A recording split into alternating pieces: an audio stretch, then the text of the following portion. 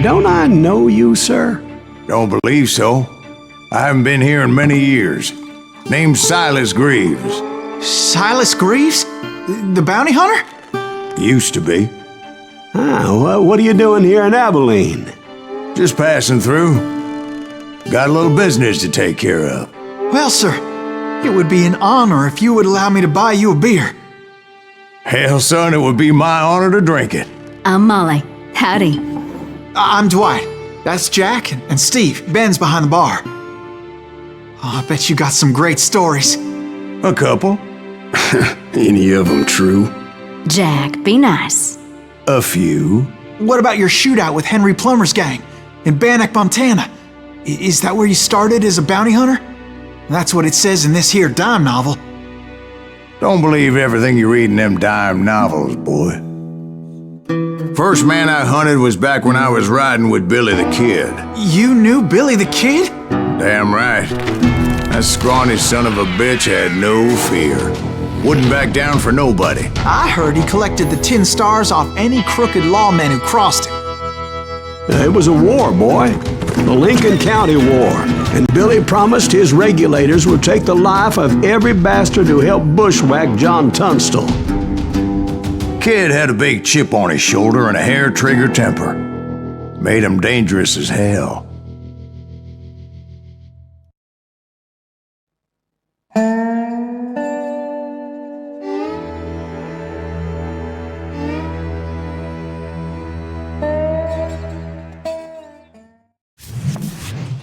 It was about 30 years ago.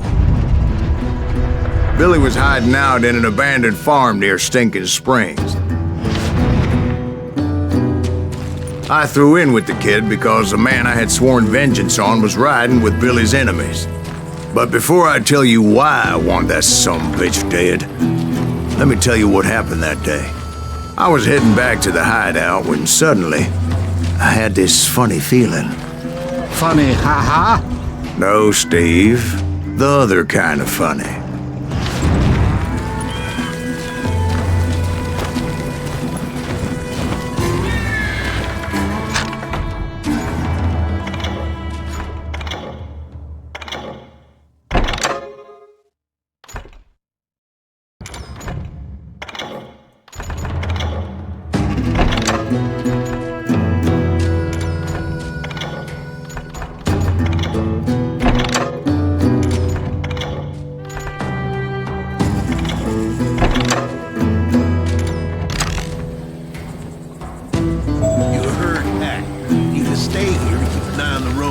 That's not fair. We're missing all the fun. I knew those two morons would never let me through. I had no choice.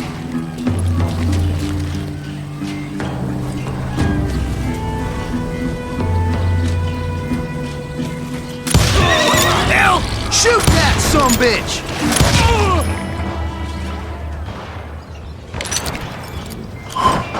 Was it Pat Garrett's posse? Oh yeah. I heard the shots and I knew I had to move fast. Garrett and his army of deputies had surrounded the entire homestead. Fire at will! Spread out, goddammit!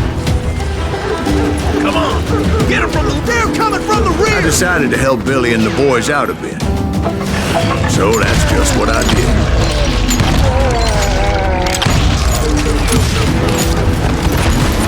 Hey! Got one behind us! Stay on it! Cover fire! As the governor of New Mexico was paying for the kid's apprehension, Garrett was able to hire every gun hand in Lincoln County.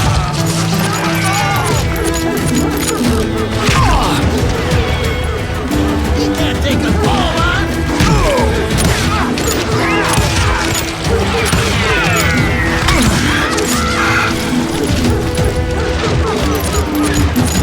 You ain't going nowhere!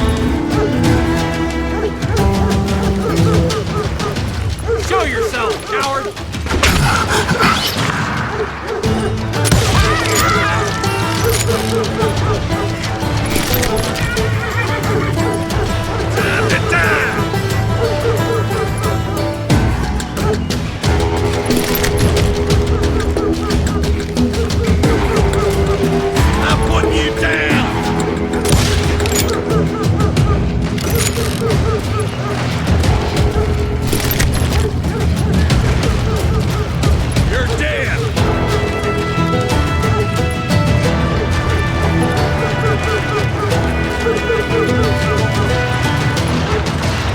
I knew that going through that front door meant putting my butt in a shooting gallery, so I decided to get sneaky.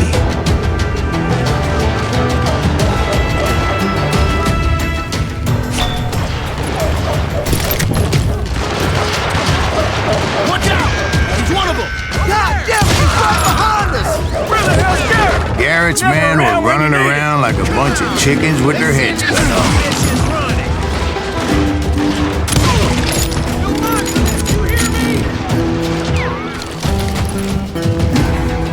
I'm putting you down. Leave it to me. Still, one of them reached the water tower. Not a bad idea. It would be a turkey shoot from up there.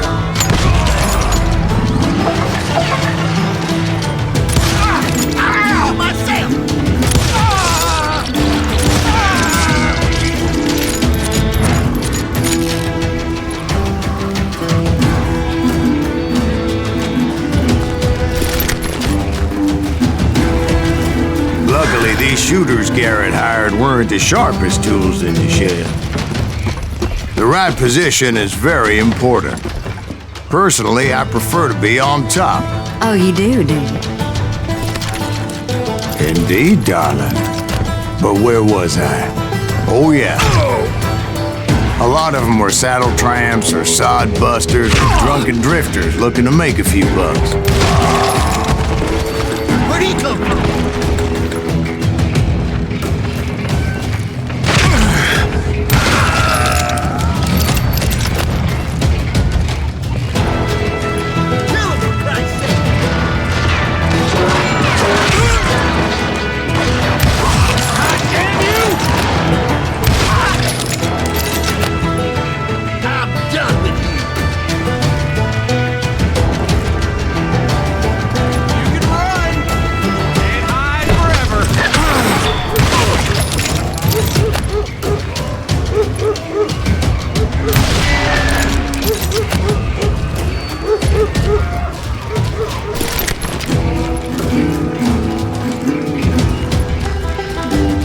Then, I heard a friendly voice yelling at me from the window. Back door! We'll cover you! Try aiming, you idiots! Truth be told, things weren't much better behind the house.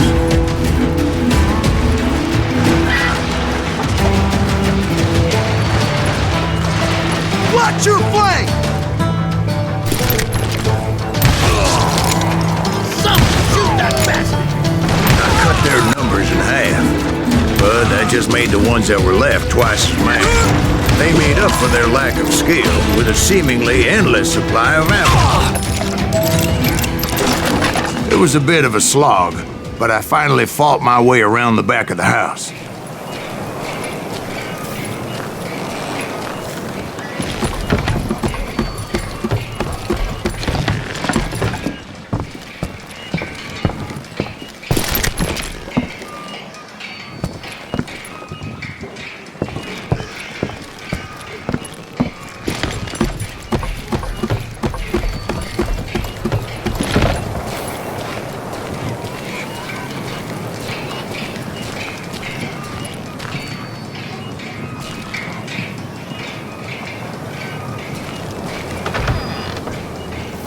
And like that, I was inside, none the worse for wear.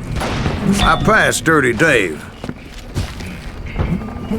And upstairs, I found Billy and Charlie Beaudry. I'm done with you! How about that? Huh? You like that?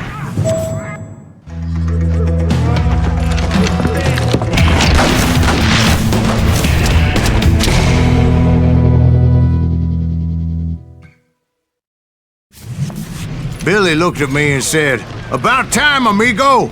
Grab a gun and get to the window!" Wait, so you were friends with Billy the Kid?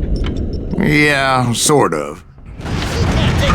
Anyway, we were surrounded by dozens of deputized shooters who wanted to do us harm.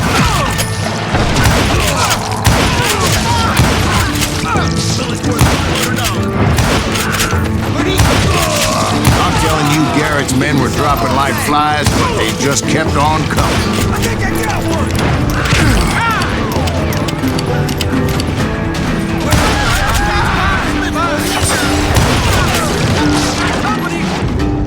that's when Charlie got hit. "They're catching us in a crossfire," shouted Billy. "Get to the other side."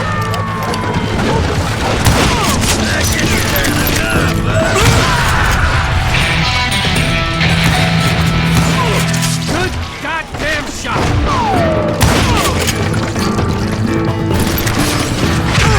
Shot this son of a bitch!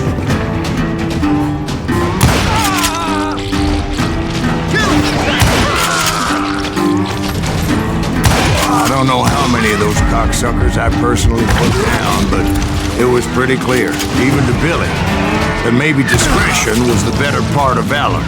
What's that mean? It means that it was time to cut and run. "They got a Gatling," Billy shouted. "Get the horses and bring them round back. I'll draw their attention."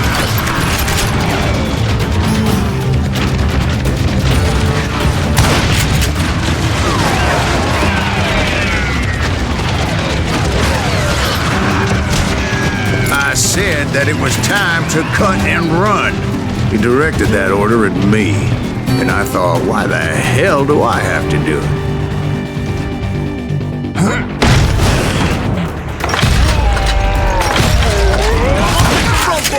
Those poor sons of bitches are done! Many would have fled in my place.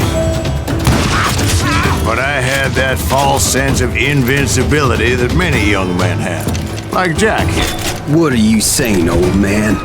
Jack, he's just joshing with you. Yeah, he better be. Mr. Greaves, please continue. Please, call me Silas. Now, where was I? You were heading for the barn.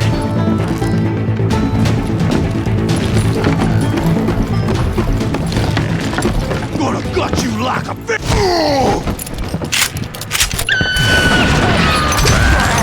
Making my way past the castle of fallen foes.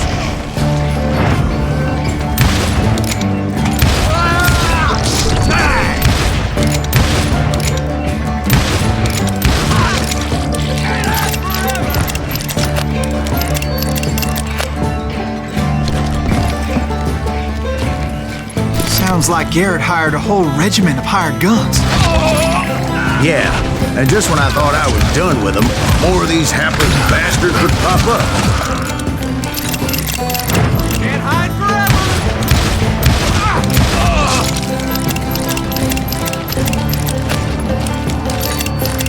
Finally, I had the stables within my reach.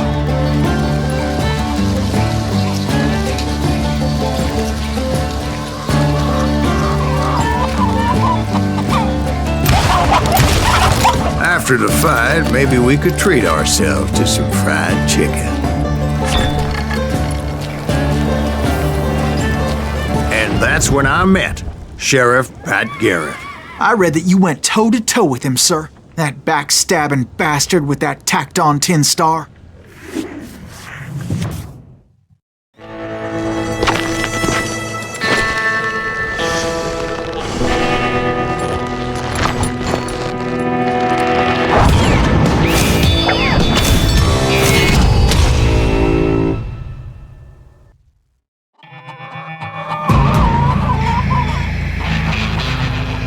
You challenged him to a showdown. You read that in a dime novel? It said he showed no fear as he took your measure with eyes like a rattlesnake.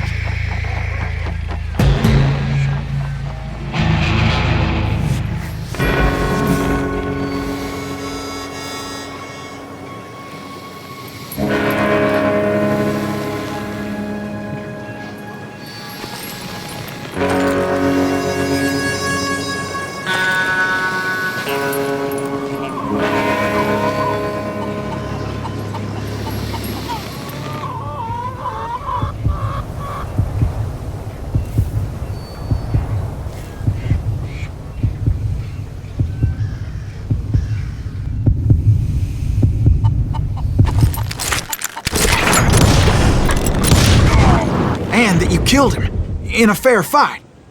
Is that what that Penny Dreadful said? No, boy. That ain't what I meant when I said I met Pat Garrett. So let me start again. I finally reached those damn stables.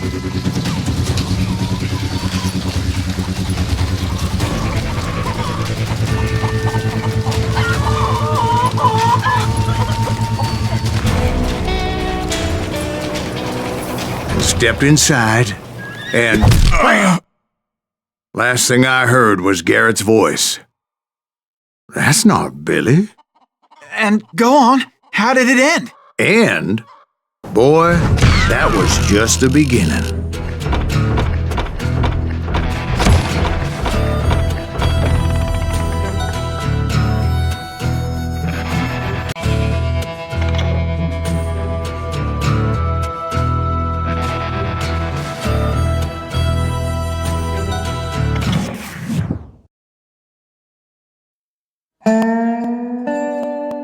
So what happened? Did Garrett arrest you?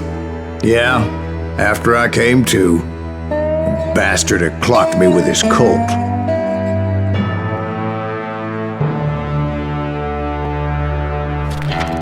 And the kid surrendered? When he realized there was no getting out of there alive. So they locked you up in Lincoln? Indeed they did. Sentenced me to hang right along with the kid.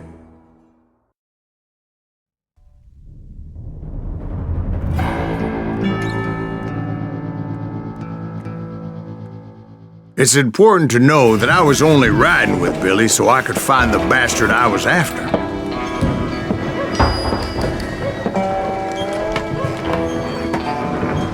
He was with John Kinney's gang, and they were sworn enemies of Billy's regulators. Why were you after him? I owed that son of a bitch a bullet for what he had done to me and mine. Instead, all I got for myself was a goddamn death sentence. Luckily, it was right around then that I heard Billy make his move. He shot Jim Bell and a few other guards as he made his getaway. Later, they wrote that some lady friend planted a pistol for him in the privy. What the papers didn't say is that Billy helped me escape too.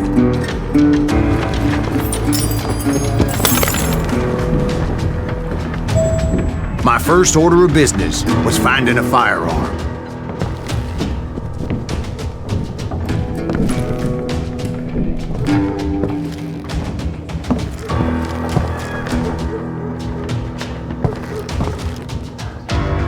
Luckily, I located Deputy Bob Ollinger's mean-ass shotgun.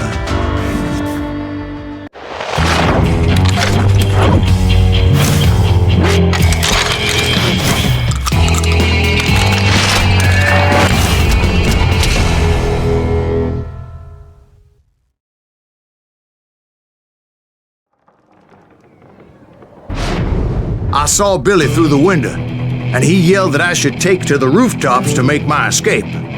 So I did. Anybody see Billy? I think I shot Jim Bell. Hell yeah. That scattergun was like a double-barreled howitzer. It could blow a man clear off his feet. You hardly had to aim the damn thing. The kid's escape raised a huge ruckus.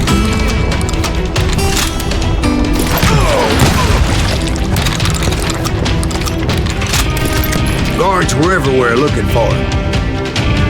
Can't let the kid get away.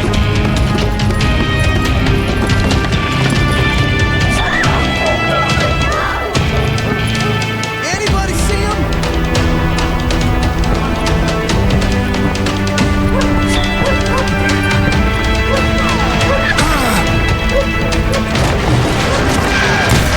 That asshole just killed Red?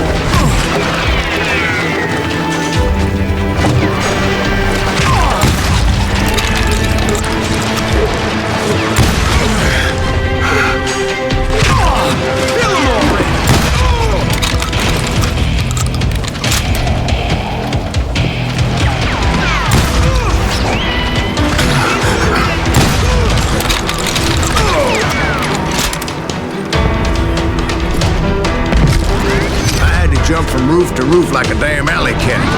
I followed the planks where I could, but some of that wood was slippery as hell. The whole town was up in arms. And suddenly, I was a fugitive.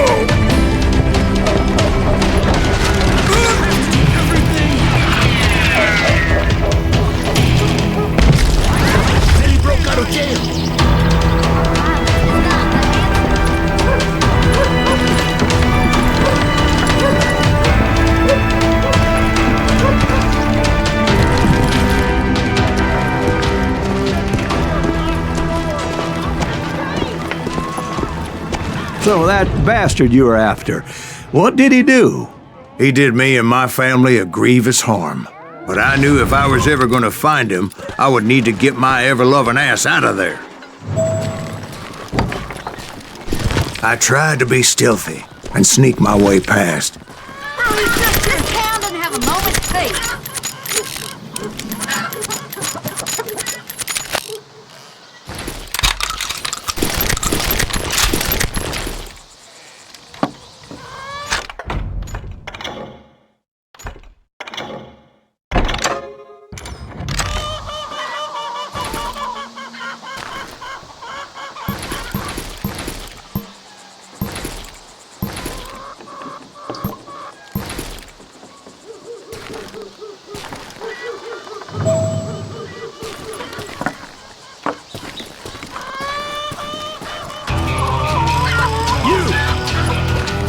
But hell if they weren't all waiting for me.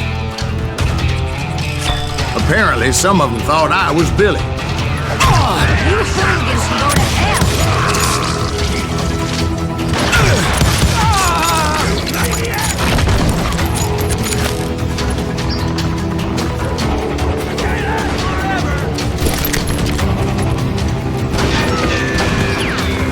I'm ending you!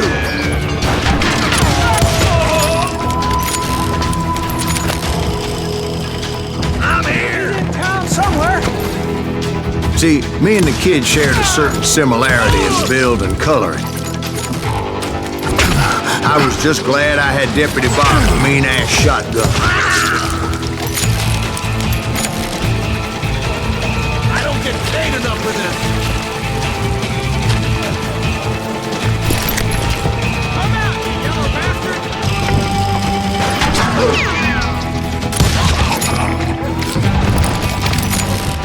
They're shooting in the street.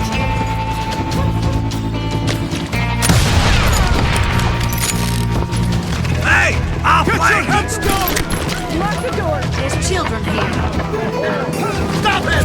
So much lead was whizzing by my head, it was like everyone in Lincoln wanted to put me in the ground. I knew I needed to find a horse. Though I never did have a great fondness for those four-legged grass eaters.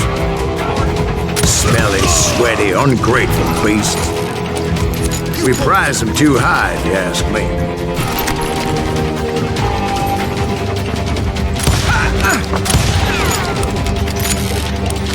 Give it up! Get out here!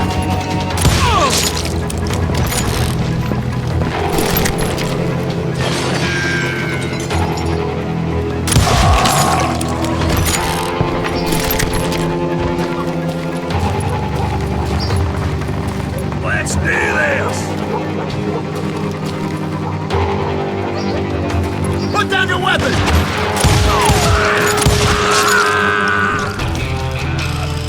Let's do this! You're threatening the lives of innocent people.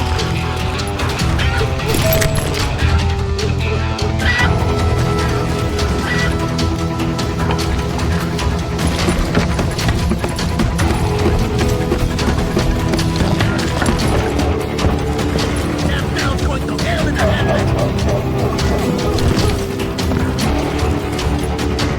But where was the kid while you were busy getting shot at? Gone. And that's when it occurred to me why Billy set me free.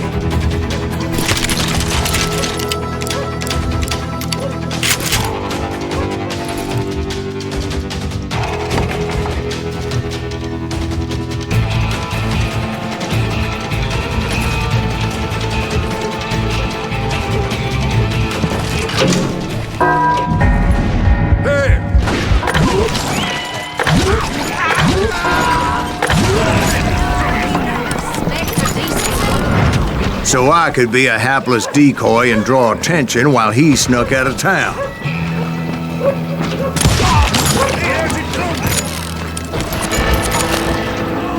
Thank you! I knew if I made it out of there in one piece, no one would put a price on my head. Because everybody in Lincoln would be dead? No, because they all thought I was Billy. And all that blame would fall on him. Meanwhile, Deputy Bob Ollinger was organizing a posse to put me down. He was already a mean son of a bitch, but he was doubly pissed that I stole his mean-ass shotgun. Anyway, it was me or them, and the only way forward led me straight to perdition.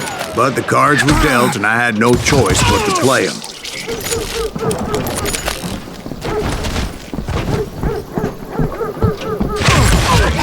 Get the wheeler off the street!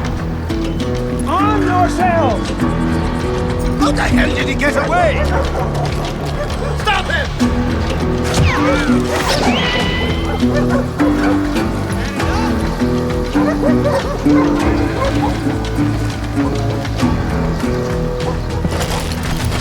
Let him get away!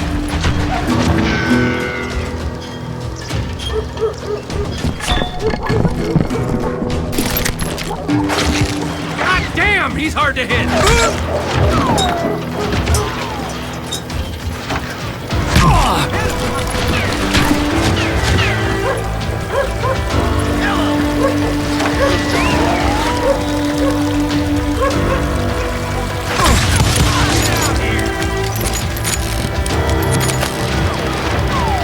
We can take him!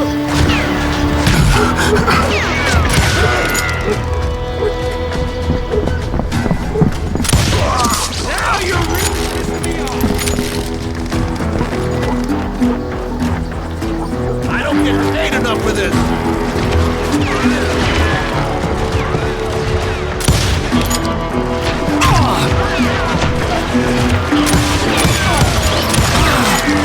We're gonna be in deep shit when that gets back!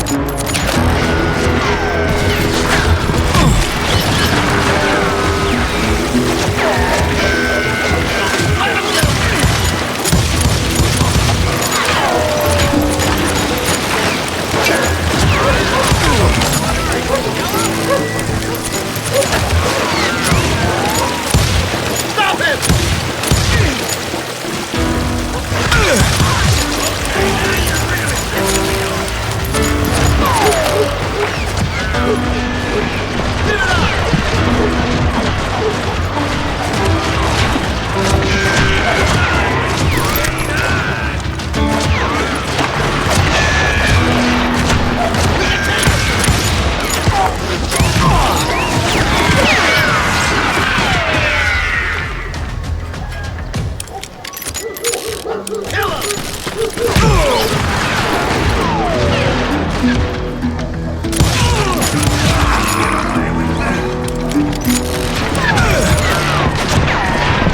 We're gonna be in deep shit when that gets back!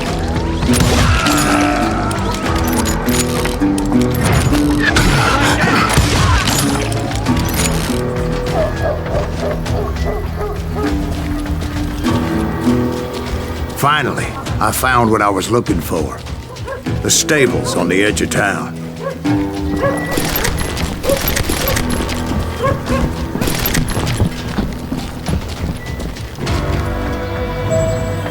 I guess Billy saved your ass, taking out Bob Ollinger the way he did. Billy didn't kill Bob. Well, sure he did. He dispatched him right after he shot Deputy Bell. No, sir. Because Bob came right up behind me, angry as hell that Billy had lit out. "Hello, Bob," I said. "I think you better let me go." And he says, "I don't think so, boy. Not with my shotgun." So we stood there in the middle of the street, eyeball to eyeball. He intended to kill me, and I knew I had no choice but to defend myself.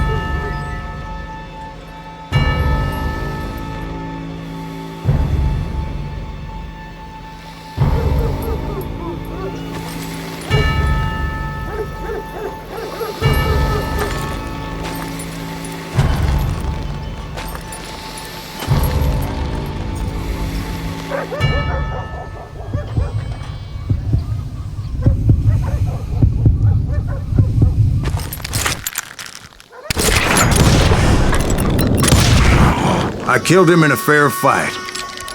Everybody saw I had no damn choice. Well, Lincoln got a mite depopulated that day.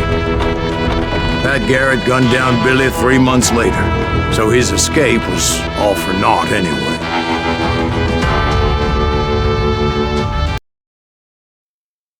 So where'd you go after Lincoln? Mexico. Until I realized nobody was looking for me. I ended up taking a job at the Rurales. The Mexican Rurales? I was hired to help them track down the Cowboys. The most vicious outlaw gang in Cochise County? Curly Bill Brocious? Johnny Ringo? Led by old man Clanton himself. They must have paid you a pretty penny to take them hombres on. Not really. But truth be told, I had my own reasons for going after those boys.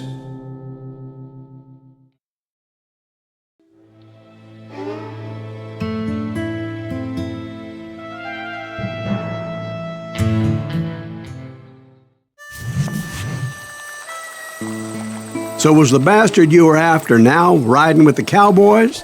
Roscoe Bob Bryant was his name. Oh. But no, this time it was a different bastard I was after. The aforementioned Mr. Ringo. And yes, he was working for old man Clanton. I came upon them robbing a stagecoach, which wasn't surprising, being they were such murderous thieves and bastards. The bandits wore red scarves, so I knew they worked for the old man. Over there! There! ¿Quién carajo es ese hombre? I did my best to help those poor passengers. God damn you! Moments later, the attackers were dead, and I checked the stagecoach to see how many passengers were still breathing. None. It was then I wondered if the rocks weren't hiding more bandits. Was that all of them? Or did I just hit the rear guard?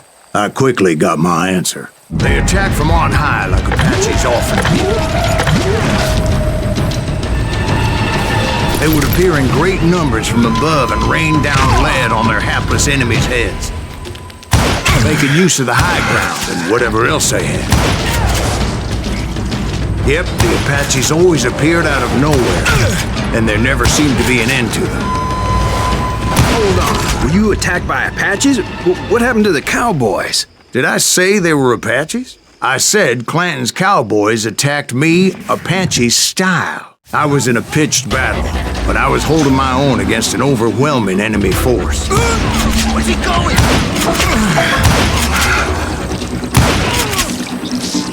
See, at the time, I was still pretty green and would often blunder into regrettable situations. But I just kept shooting at anything I could see up in those damn rocks. I didn't see Ringo, but I knew he was with the Cowboys. He and Roscoe Bob had done me a dreadful wrong, and I was determined to have my revenge. But to get to Ringo, I knew I'd have to fight my way past these other assholes first.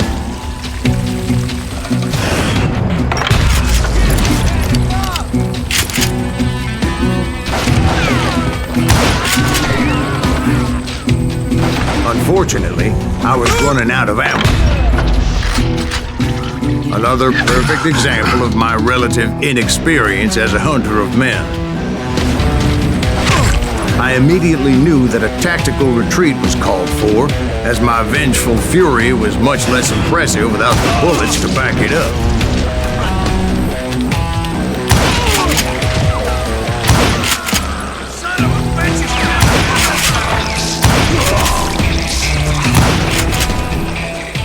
Finally, they managed to corner me. Trapped as I was, the odds of my survival seemed pretty slim.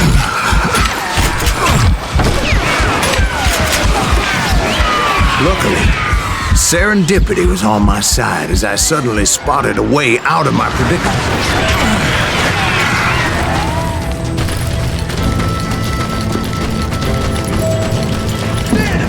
I ran ahead as if the devil himself was after me. Bullets were whizzing by my ears, but I wasn't about to roll over and die. I just kept running like there was no tomorrow. Because there wouldn't be if Clanton and his men caught up with me. As I was scurrying around those caves, I thought, what was I thinking? Going up against a gang like this?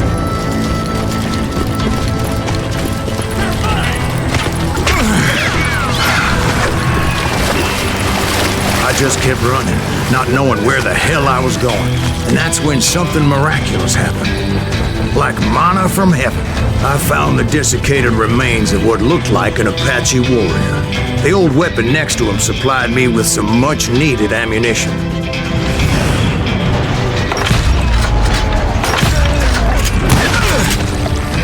Bat Masterson once told me it was more important to be lucky than good, and he would know.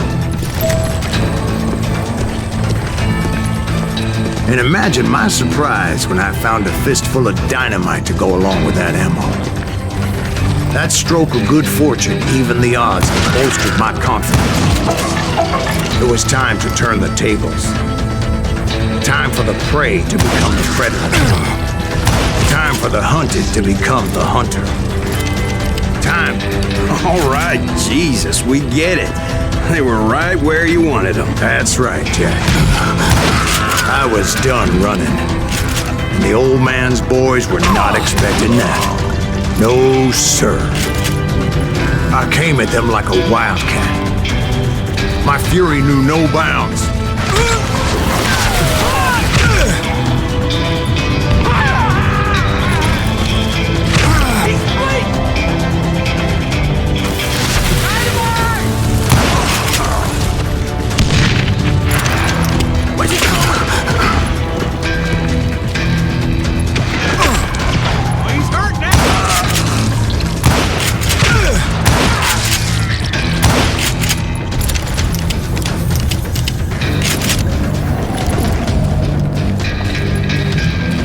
It was finally time for that old man to pay for his sins.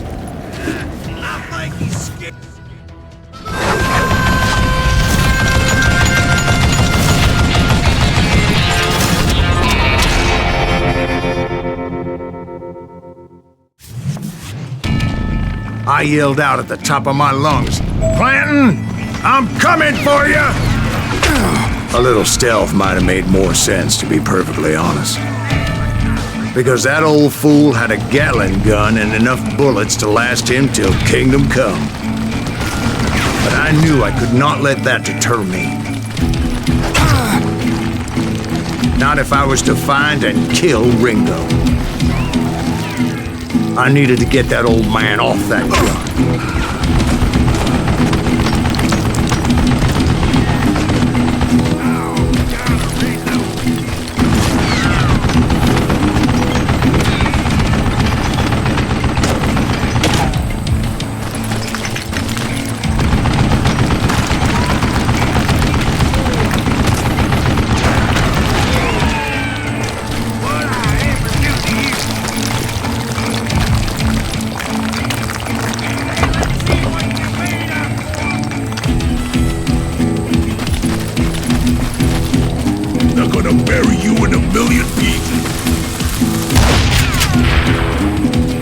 Most everyone thought it was the Ruales who had come up against him in Guadalupe Canyon, but it was just me. Get away with that!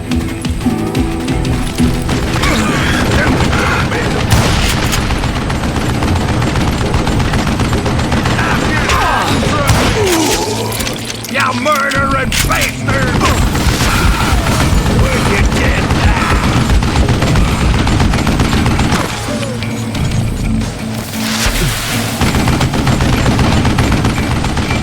Wait! Goddamn book!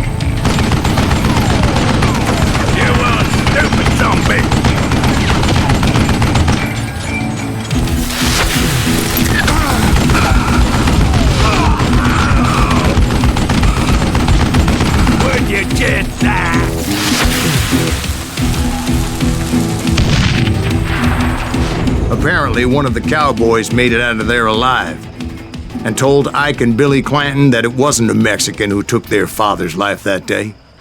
They just assumed it was one of the Earps, and that little misunderstanding eventually led to that legendary gunfight at the OK Corral.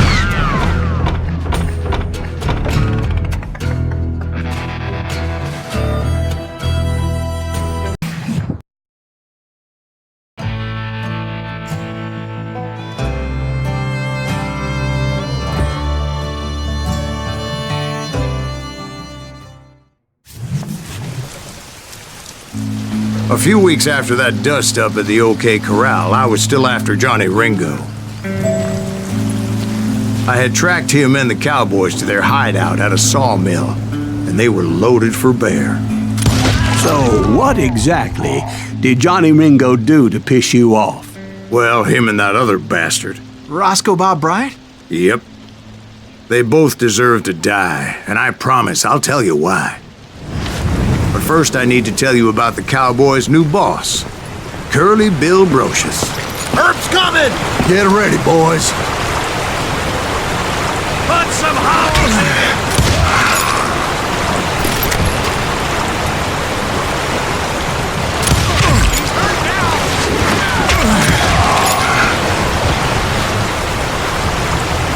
You're done.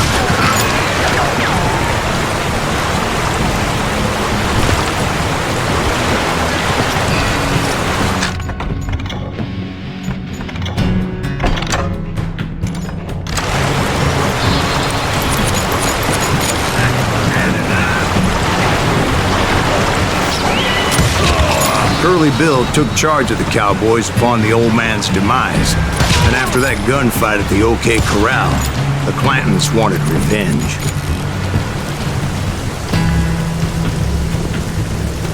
Kill that stupid son of a bitch!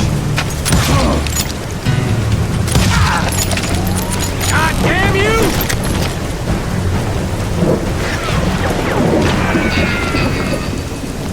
Murder him!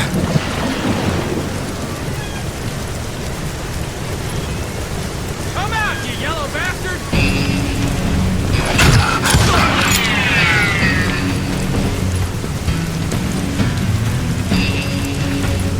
Somebody kill him! So they murdered Morgan Earp and grievously wounded his older brother, Virgil.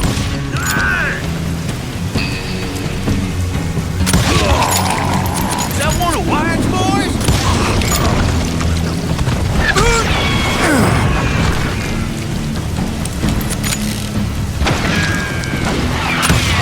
I ain't hurt.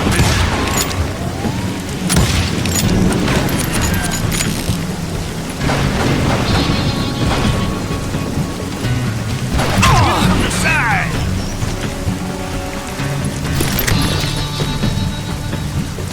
I'm done with you. Wyatt and Doc went on what became known as the Vendetta Ride, hunting those outlaws down. So when I showed up, that's who they thought I was. Show yourself!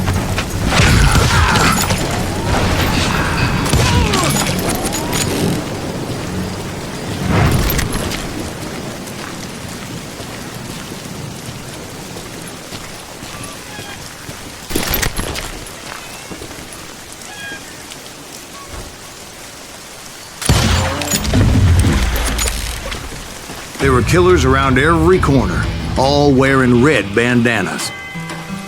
That's how the Cowboys identified each other, and I was beginning to wish I had one myself.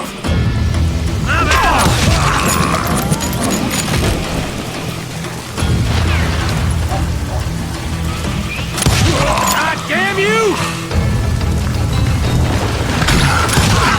But I wasn't about to let Ringo walk away unscathed, and that's what moved me forward.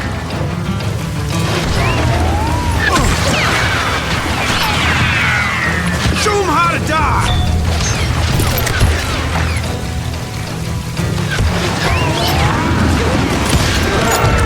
They say that Ringo was infernally fast. I hardly saw anyone faster, boy. Certainly not Wyatt Earp. That man was all hat and no cap. Herb wasn't much of a match for him, but Doc Holliday might have taken him. That Lunger should have kept his nose out of it. They never charged anyone for the murder of Morgan Herb.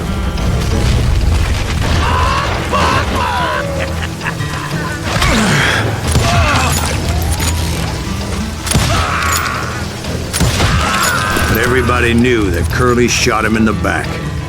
That was common knowledge. Yeah, maybe so. But Ringo had nothing to do with it. He was just being loyal to a friend. Is that what you call it? Being loyal?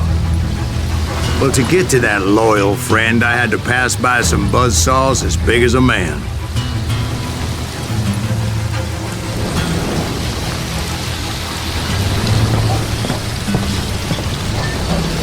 Would have got you like me! This is gonna hurt! Excuse me, sir. I have a question. What's that, Dwight? After old man Clanton died, why didn't his son take over the Cowboys? Because Ike Clanton was dumber than a box of rocks and a yellow belly to boot.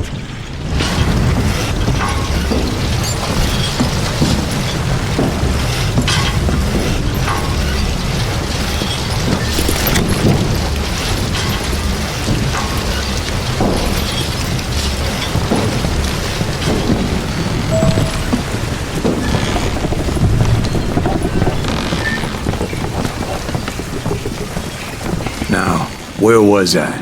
Taking down the entire cowboy gang single-handed. Indeed I was, Jack.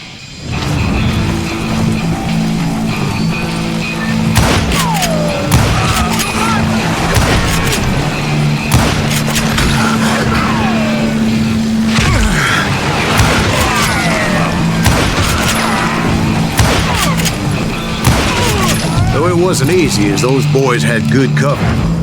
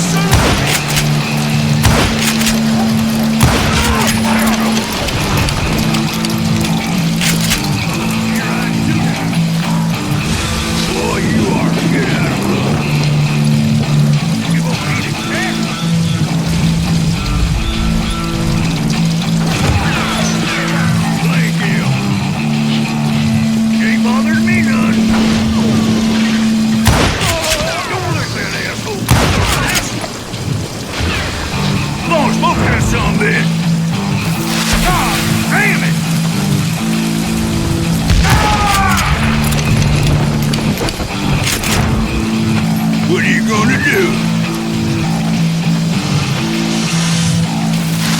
Damn! There were carts everywhere, piles of lumber, and God knows what else for people to hide behind. That really was one hell of a sawmill. Quite an impressive operation.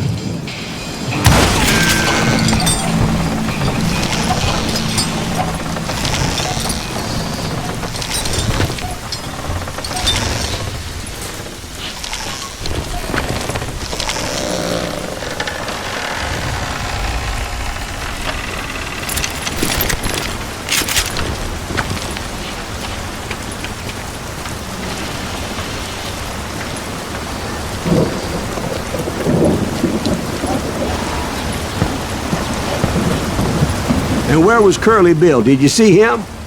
I'm about to get to that, Ben. Patience.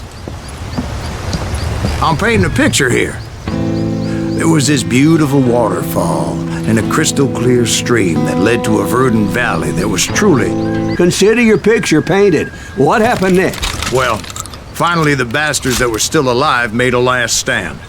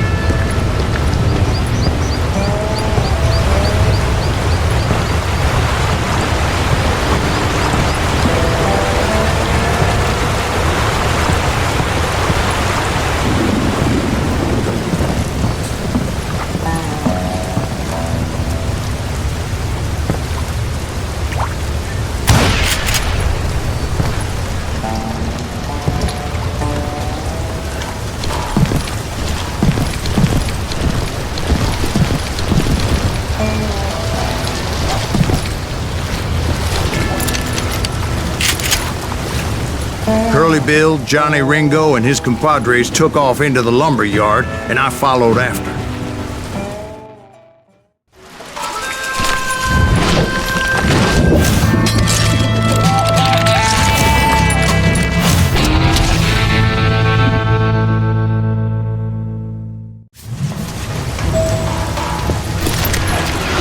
Are you saying they ran?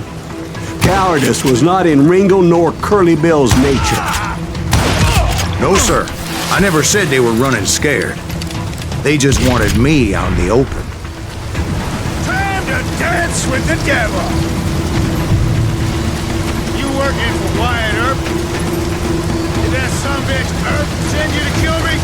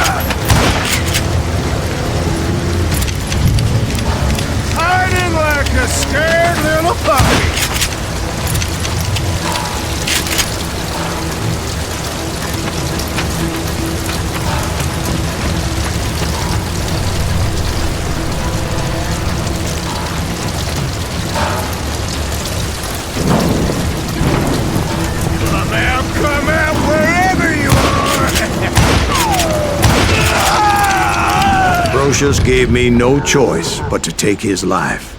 But Ringo was nowhere to be found. I knew you didn't kill Ringo, because he was found dead in a different location altogether. To this day, his killer is still unknown. Indeed. Took me a few months before I finally tracked his ass to West Turkey Creek Canyon.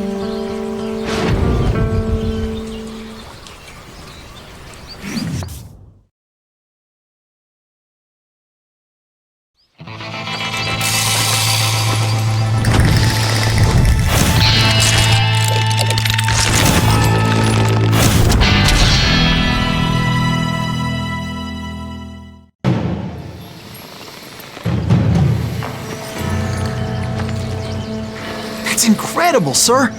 I always thought that Doc Holliday was the one that killed him.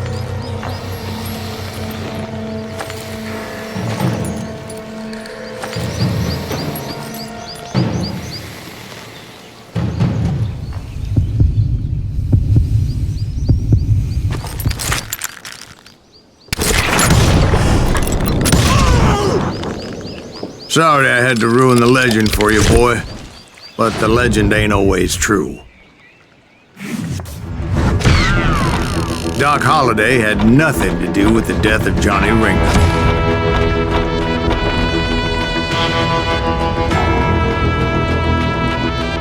Vigilante. I was paid a healthy bounty for Ringo and Curly Bill, and realized there was real money to be made. That's why I went after Henry Plummer.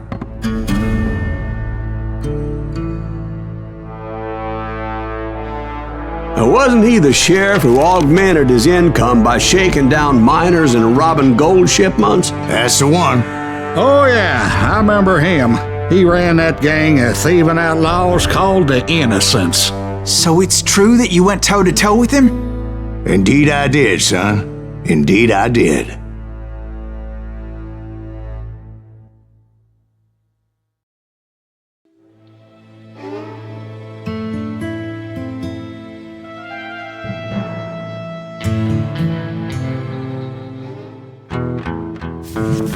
I knew I needed resources if I was going to track down Roscoe Bob Bryant, and hunting Plummer looked like a good way to get rich quick. As the local vigilantes exposed him as the leader of the bandits, and put a generous price on his head. Plummer rallied his gang to plunder one last gold mine before making their escape, and that's where I thought I'd find him.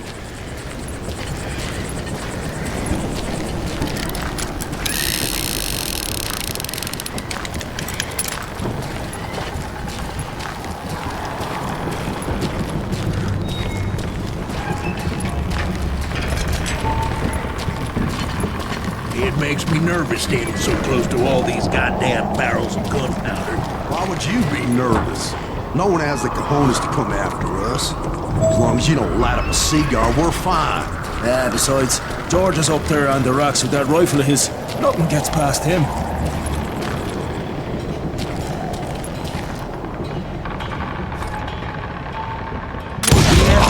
As my late father pointed out to me more than once, God made men, but Samuel Colt made them equal.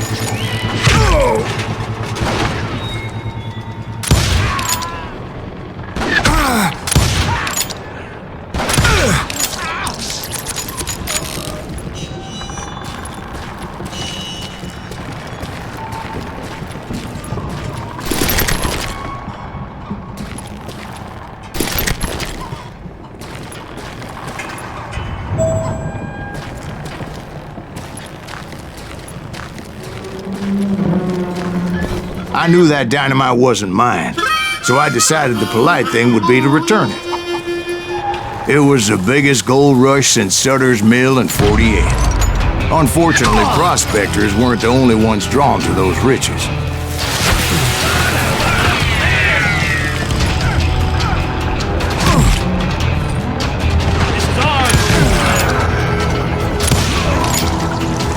There were thieves and killers, robbing travelers and hijacking gold shipments.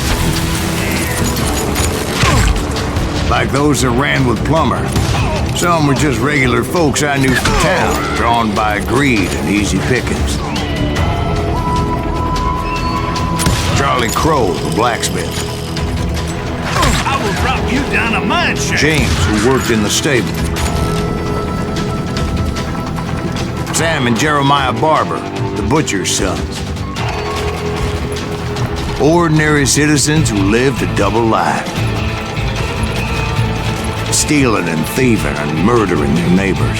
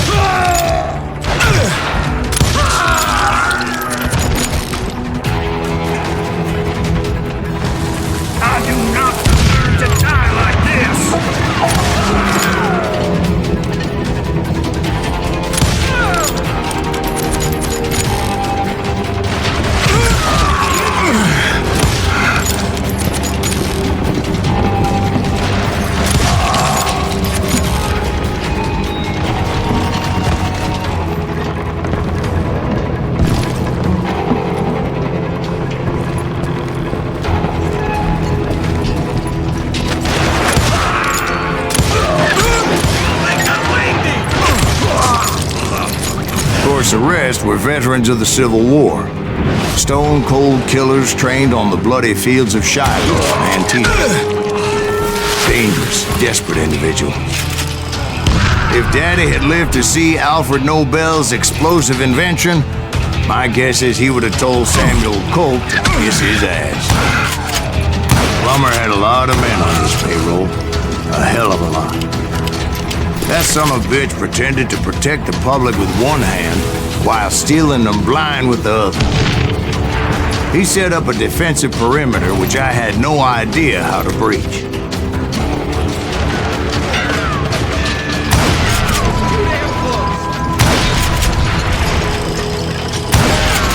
Plummer wants that asshole dead.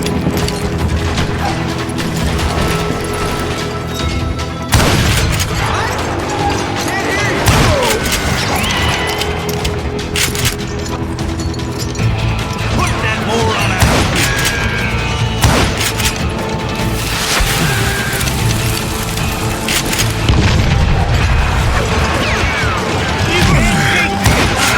I was outnumbered and in way over my head, but I was too damn stubborn and stupid to realize it. They must have thought I was tough, or had some kind of death wish, seeing that there were barrels of gunpowder everywhere. Watch out for the goddamn gunpowder. This is ours. One stray bullet, one stray spark, and I'd be blown to hell and gone. Did I have any second thoughts about what I was doing? No.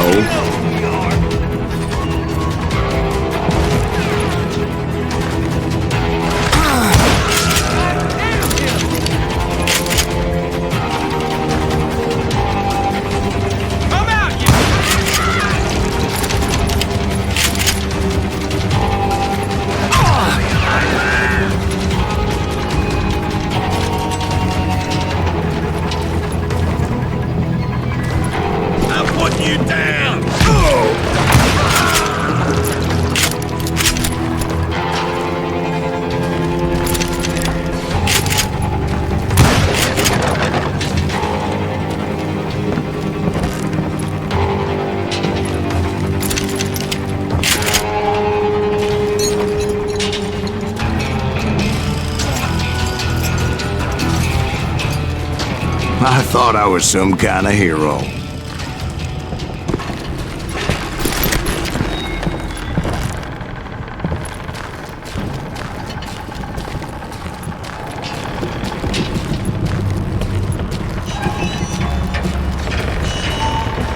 I finally made it past and headed on to meet my destiny.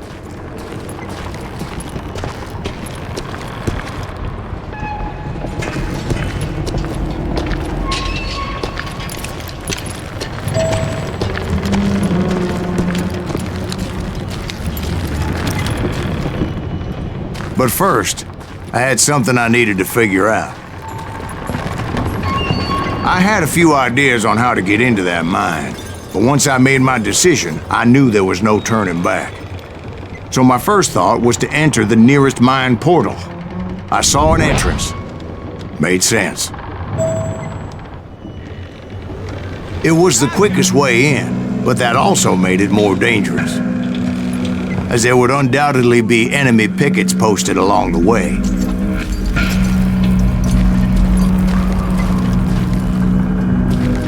Guess you've had enough!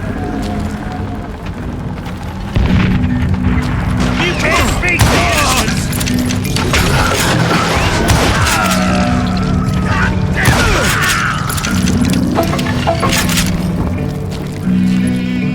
You can't hide forever!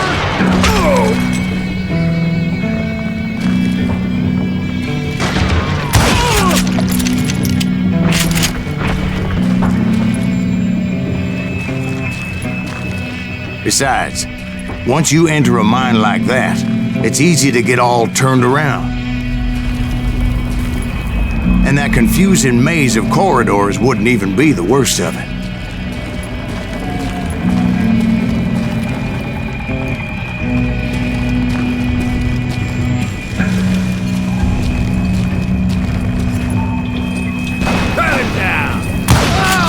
Some of those shafts could be as deep as hell. Down!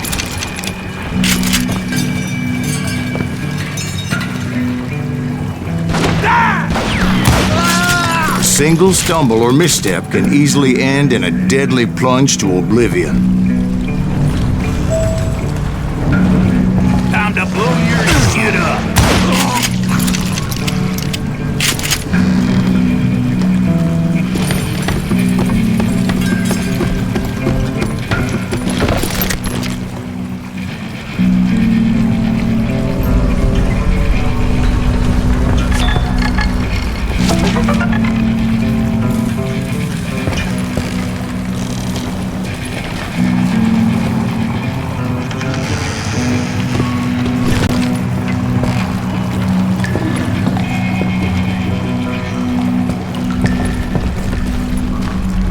Quick reflexes often make up for a lack of common sense. Luckily, I was never one to be easily bushwhacked. I would just need to be careful not to blow myself to kingdom come.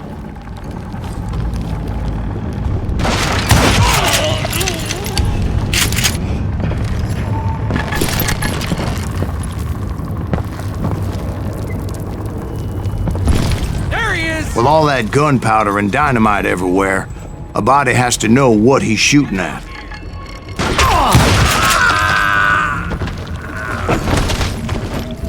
You're dead!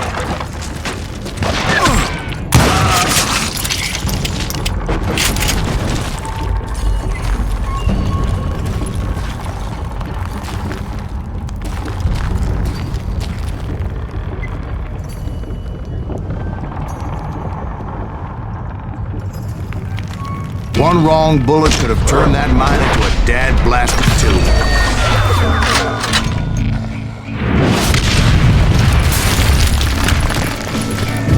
I freely admit that my plan of attack was not just moronic, but clearly insane.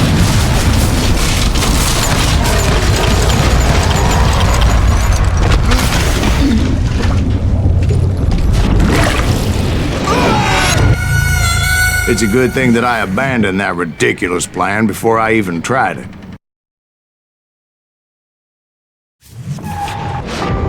Instead, I spotted a ladder, a way into the mine from the opposite side.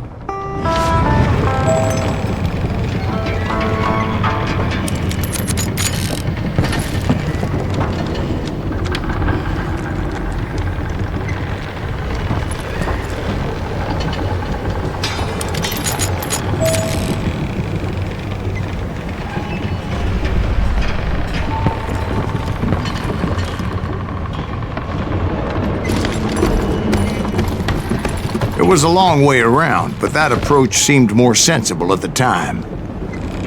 Of course, being I had a problem with heights, that scaffolding scared the bejesus out of me. Climbing down that ladder required some caution, because even though I had a younger man's reflexes, no man can dodge a damn bullet while climbing down a rickety ladder. I needed to make a leap of faith, which ain't easy when you're suspended between heaven and hell. I was determined not to give up, however, as Sheriff Plummer seemed quite the despicable character. When the vigilantes discovered what the sheriff was up to, people were outraged. That 10,000 they put on his head would go a long way to helping me find old Bob.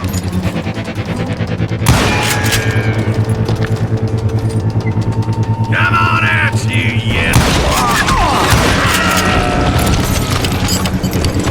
And I had made it my mission to settle that score come hell or high water.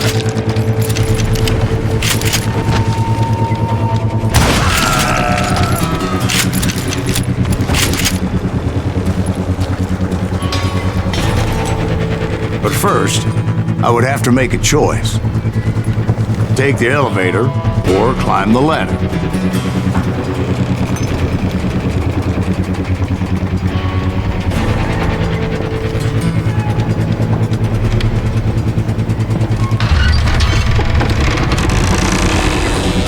I picked the more convenient and more dangerous route.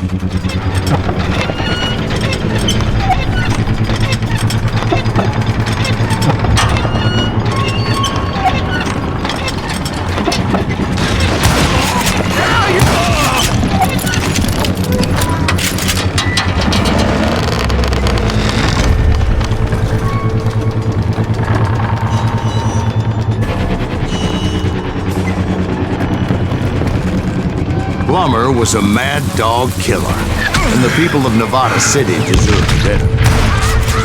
Nevada City? Well, I thought Plummer met his maker in Bannock, Montana. Right, well, he was the sheriff of both places at one time or another, but that's neither here nor there.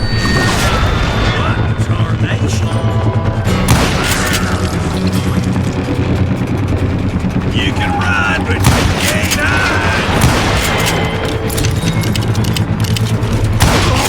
The point was, taking him down would save a lot of lives, including my own.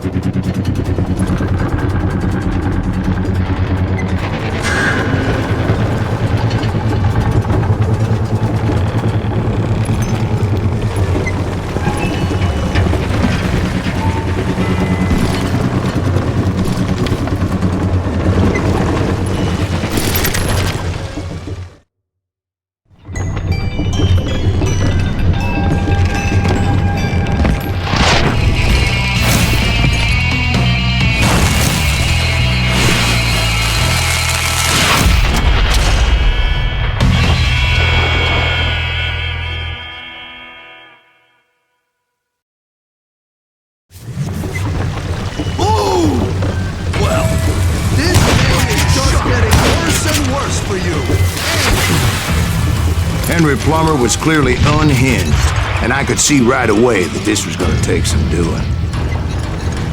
You can shoot, but can you aim?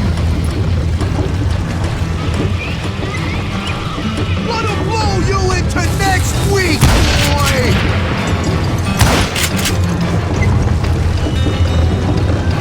I'm good, old medieval on your ass.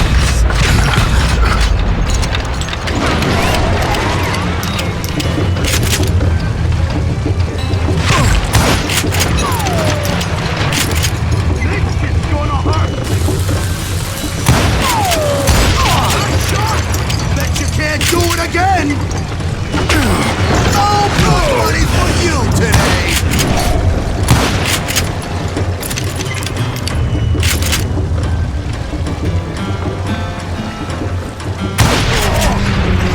I'm so cool!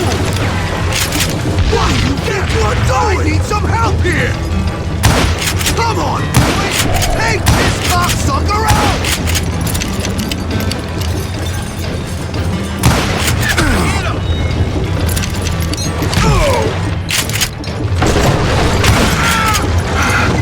Sorry, son of a bitch!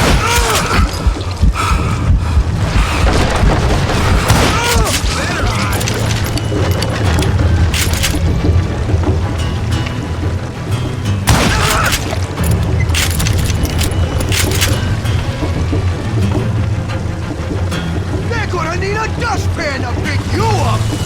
I'm going all medieval on your ass!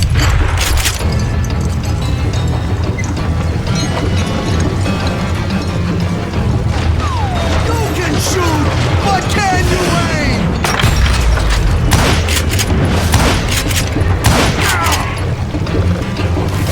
Run!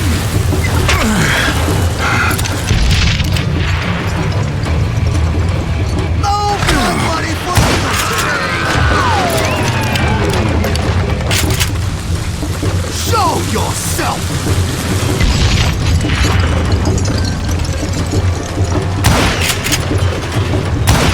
You ain't taking me!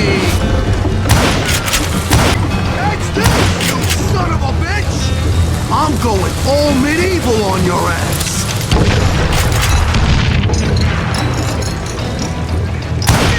What? Can't hear you! You into next week, boy! Get out here!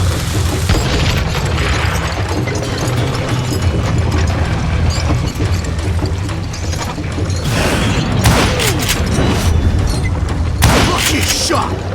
You ain't taking me! Who said you could throw? So that's how Henry Plummer died. Him and his crew were worth their weight in gold. And now, I was officially a bounty hunter.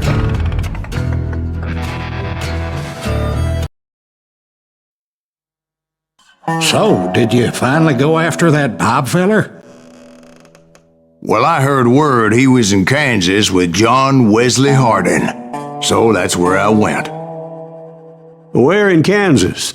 Abilene. Why do you ask, Ben? No reason. Was Hardin as fast as Ringo? Ringo was fast, but John Wesley was as fast as the devil himself.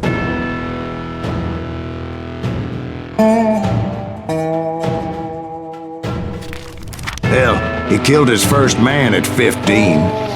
From that day forward, he had a price on his head and wouldn't back down for nobody, not even Wild Bill Hickok himself.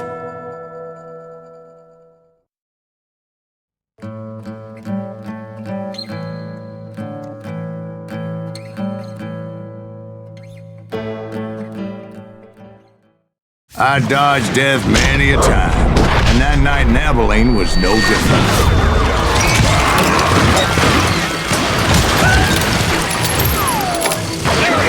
I was there with the intention of finding that bastard Bob and collecting the bounty on John Wesley.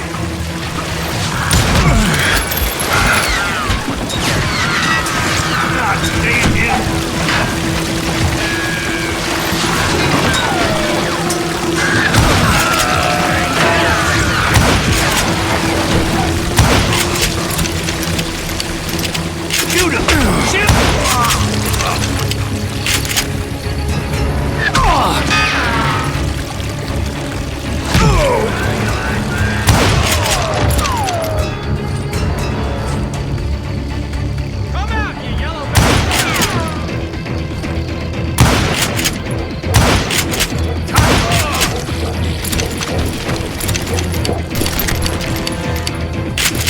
I thought the Texas Rangers got Hardin.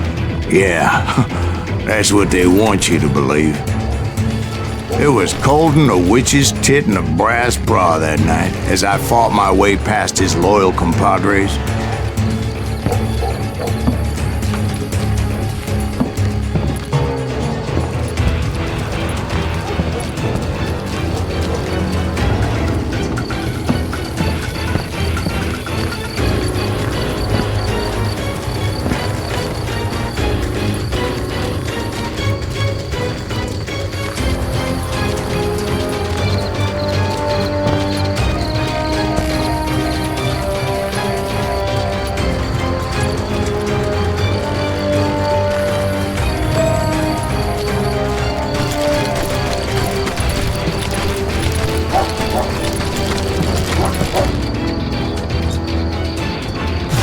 Very same saloon we're sitting in today.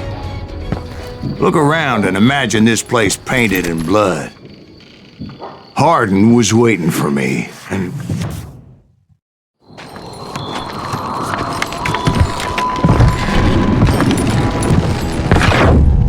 Wait, I'm jumping the gun here. Let me back up and give you some background on this sumbitch.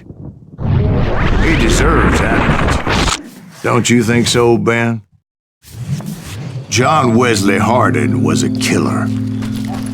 By the end, he confessed to taking the lives of 42 men. He was a bona fide folk hero by then, and had amassed a gang of armed miscreants and other assorted thugs.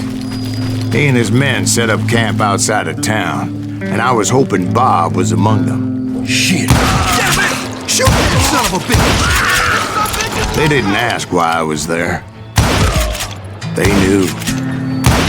As most of them were wanted as well. You can't hide forever! I figured Hardin was here somewhere, but to get to him, I'd have to get past his gun hands. And that was easier said than done, as most of them were as foolish and full of bravado as I was.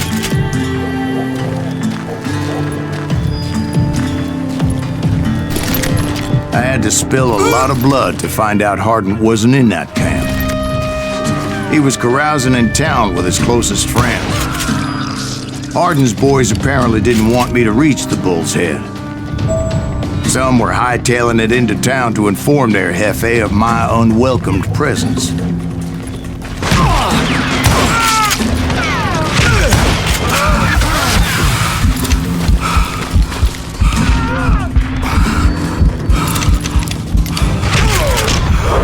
Can't believe you keep missing!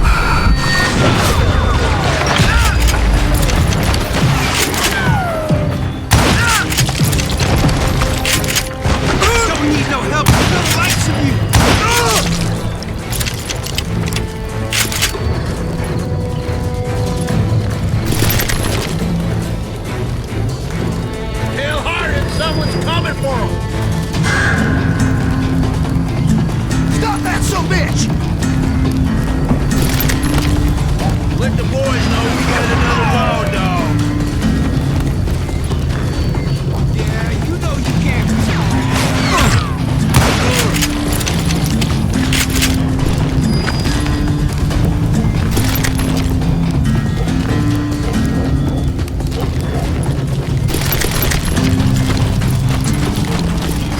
You bastard! I wondered if Bob was among them.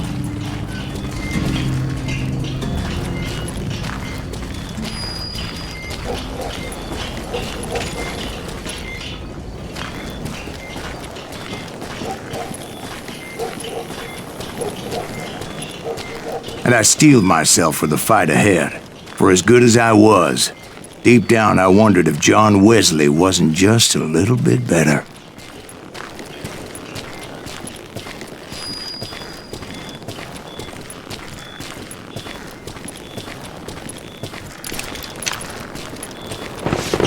Before I could test my mettle against Hardin, however, I would first need to dispatch his cadre of hired killers. Most of these degenerates were beyond redemption, but John Wesley might have been a different story.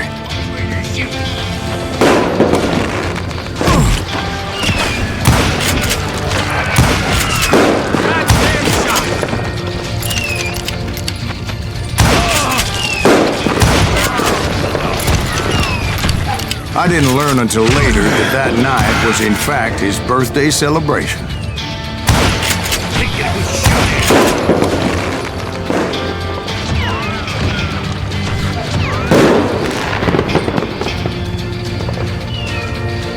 There he is!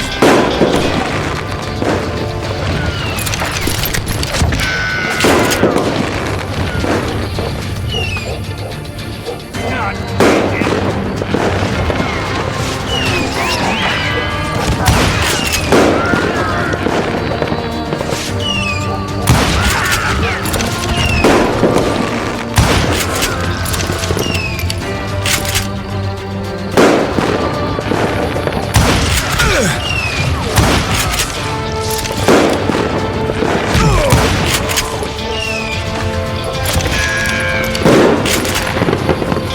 Hold still!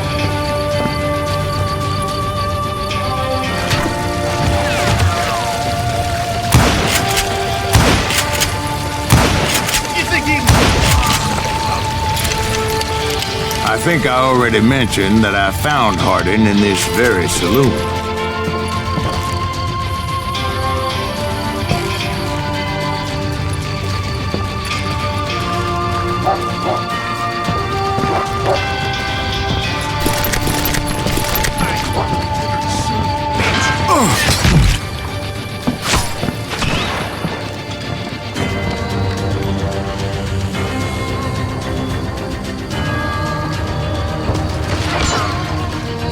You bastard!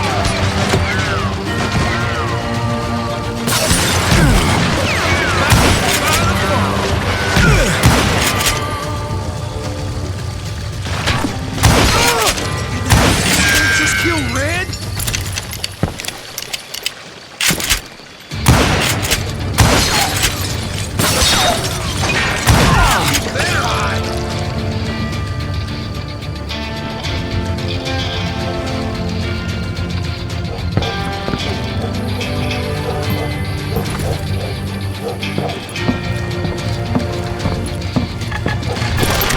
Suffice it to say, nobody there was happy to see me.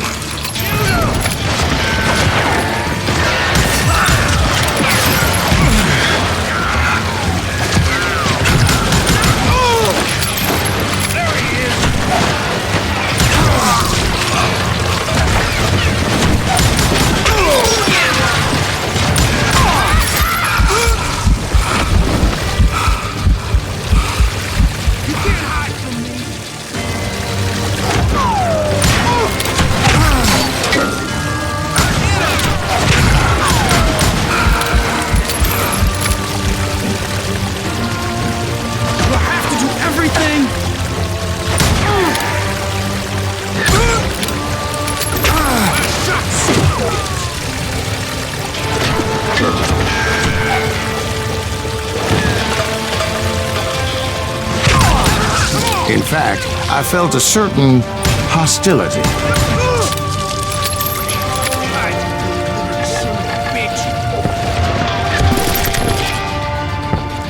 I was disappointed that neither Bob nor John Wesley were among the dead. But that was short-lived, as a moment later I was facing down the fastest gun in the West.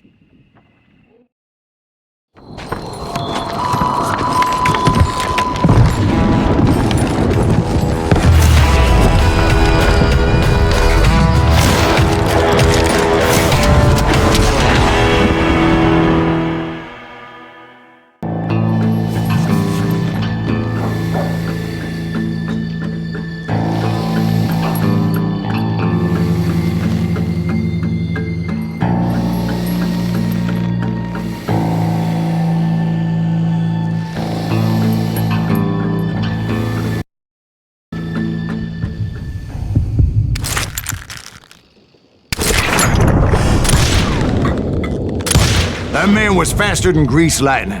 But being inebriated as he was, he didn't count his shots. And now, he was at my mercy. So he didn't die? No, I sent him to prison. Years later, after he was free, some restless Avenger took his life. Shot him in the back at a saloon just like this one. Anybody up for another beer? Ben?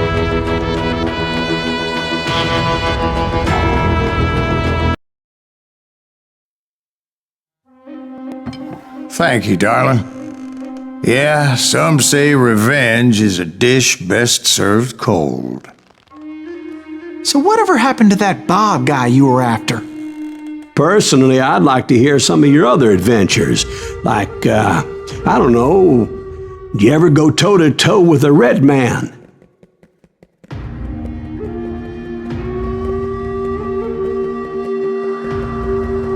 Yes, I did, Ben. I remember once I was after this renegade Apache, Grey Wolf. Strangely enough, revenge was also his primary motivation.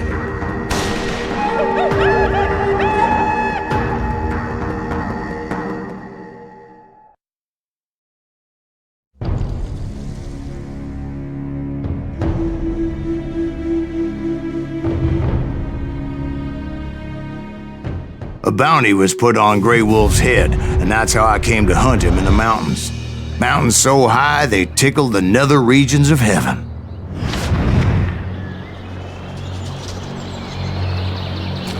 Grey Wolf was a Chiricahua Apache medicine man who had led a war party in revenge for a massacre against his people. The U.S. Army had attacked his tribe during his daughter's sacred sunrise ceremony, and the slaughter was unspeakable. I understood his anger, as there's nothing more traumatic than seeing those you love die in a cruel and painful death. Right from the beginning, I couldn't shake the feeling that Grey Wolf was watching my every move. He led a band of young Apache warriors who wanted retribution and were more than willing to die for him.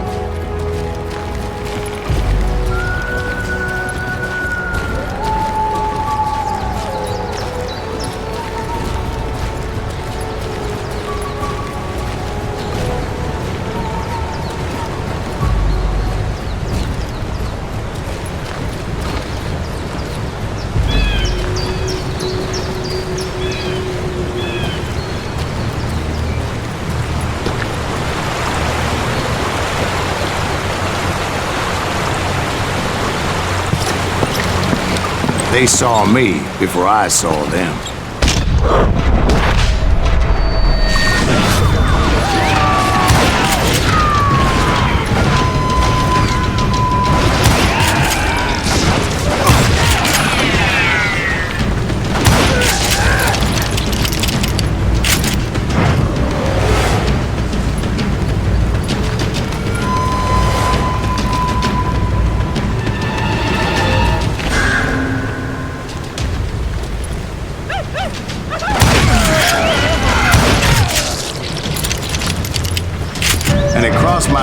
that maybe this wasn't such a good idea. But now that the shooting has started, there was no backing down.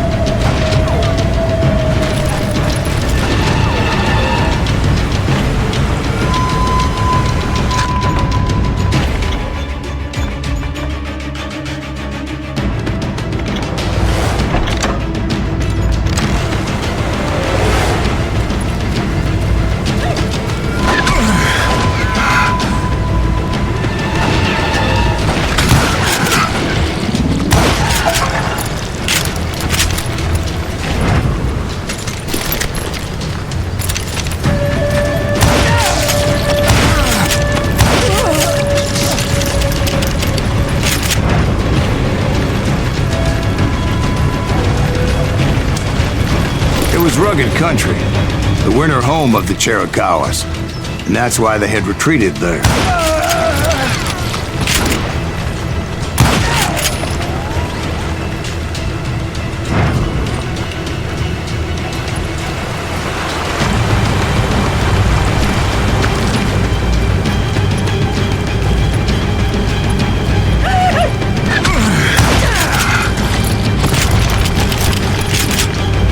I admit to having some regrets about going after them the way I did.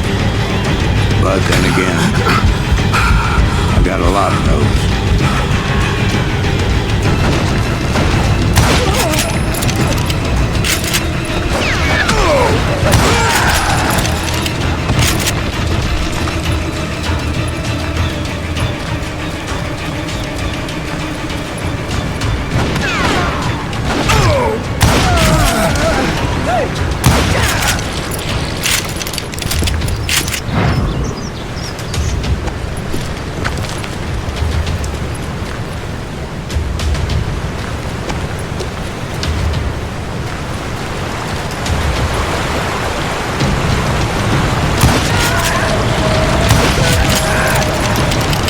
Grey Wolf? Not at that moment, but I did find the entrance to their hideout.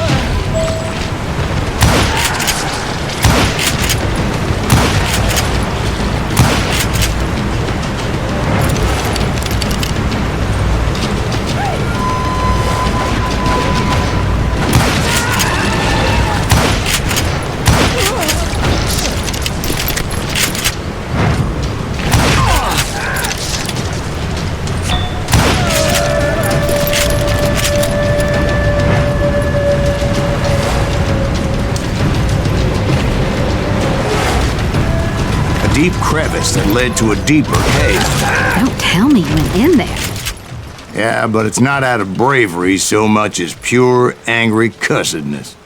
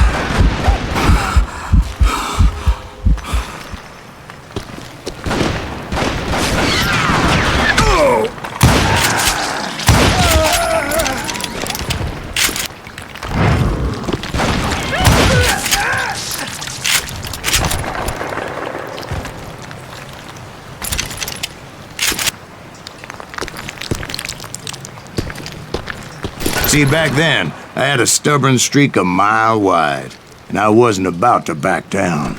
So it was like pitch black in there? Actually, it was pretty well lit, as they had torches on the walls.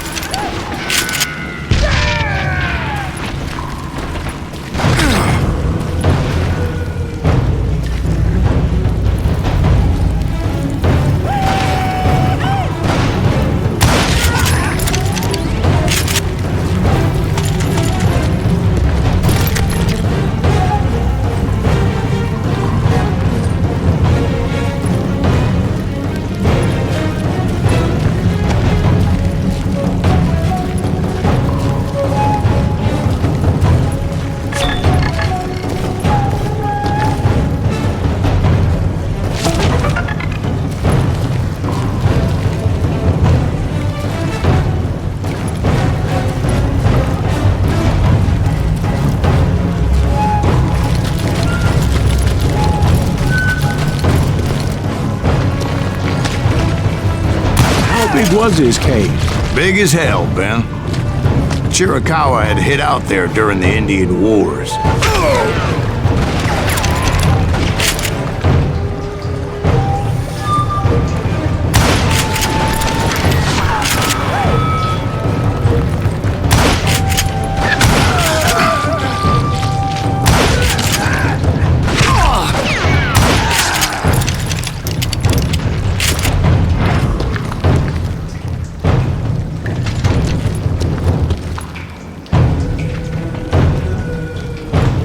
They thought it was haunted with the ghosts of those murdered by the horse soldiers. The cave was haunted with dead Indian ghosts?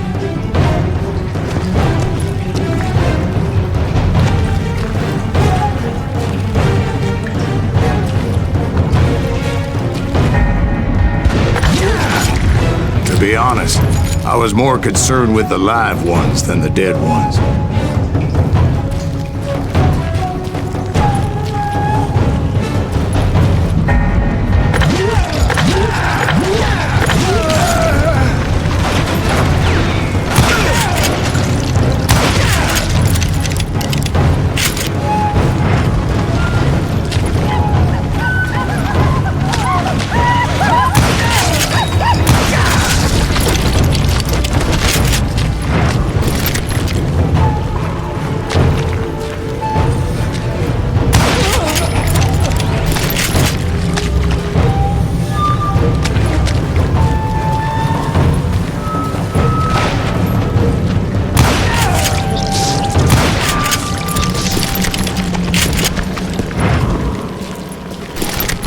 How come you know so much about engines? A few years back, I was married to two Mescalero women. At the same time? Yeah, they were sisters. Polygyny is traditional among the Mescalero. So what happened? Oh, I had to get out of there. Those girls never shut up. Both of them nagging at me all the time. Drove me half crazy. Haven't seen them since. No, I mean, what happened with Grey Wolf? Oh, well, I pursued him into the Cave of Death.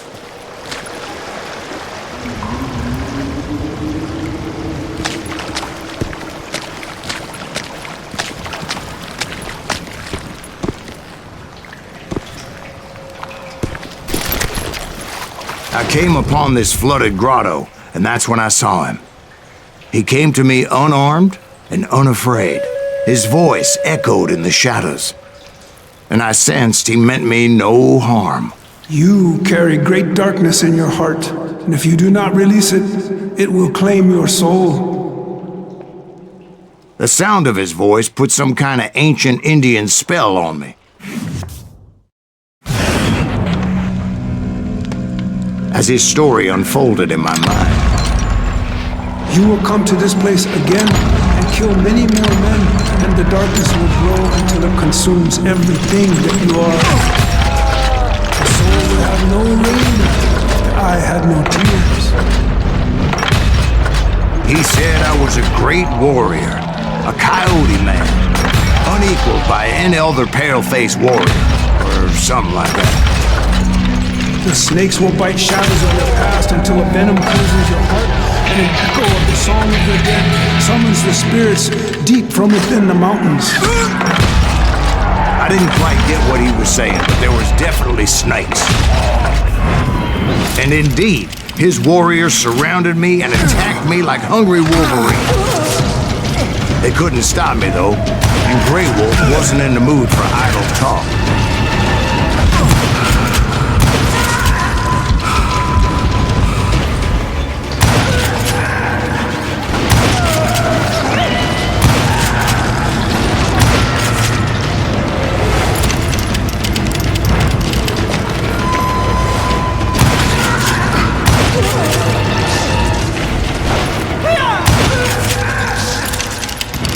I swear I couldn't see any way out of this trap. But suddenly, one just appeared. Kind of like a miracle.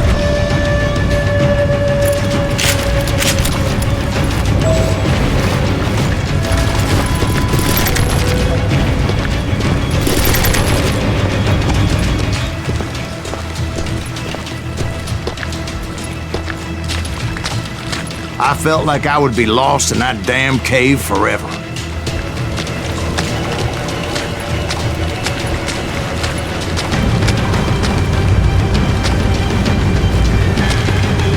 Finally, I found myself back outside, perched on the edge of a precipice overlooking a thundering white water river. To get where I was going required several leaps of faith, but no way in hell I was turning back. I chased after him, determined to make him explain the meaning of all that mumbo-jumbo. Mumbo-jumbo is right. Are you making this all up as you go? A few details may be fuzzy, brother, but I am relating exactly what happened to me. There were dozens of Apache warriors aiming at me from on high. Dozens? Well, maybe not dozens, but there was a lot of them. At least 3 or 4. Well, more than that, little lady.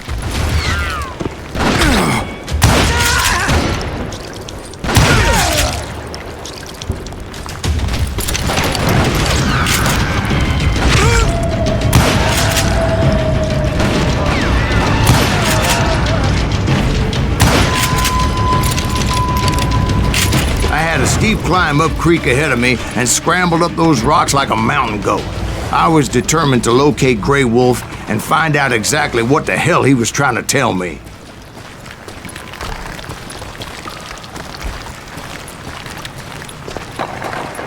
And wouldn't you know it, that crafty son of a bitch led me right into a trap. What kind of trap? Well, son, there had to be at least 100 Apaches surrounding me. 100? God be my witness. Oh, come on. Who are you kidding? Hey, I believe you. Come on, tell us how it ended. All right, but I'm not gonna drag this out. Where were we? You were surrounded by 100 Apache warriors. Well, I didn't take the time to count them exactly, but there were a lot of them.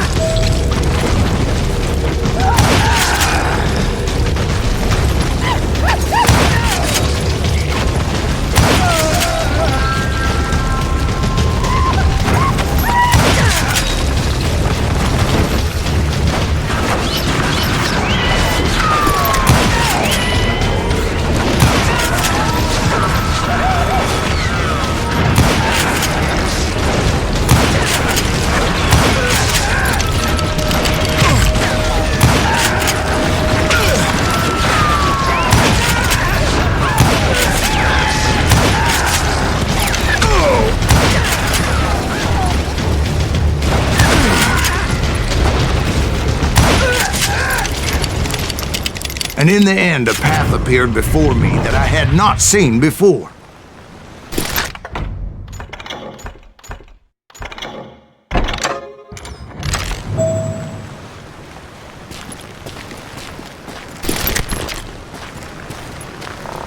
I followed it as I desperately needed to find out what Grey Wolf was trying to tell me.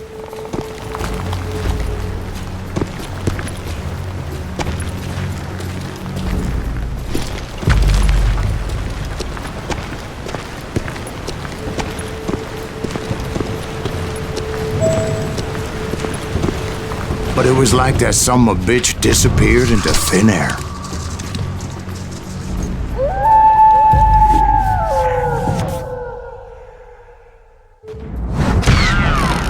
Never did find him. And never did collect my goddamn bounty.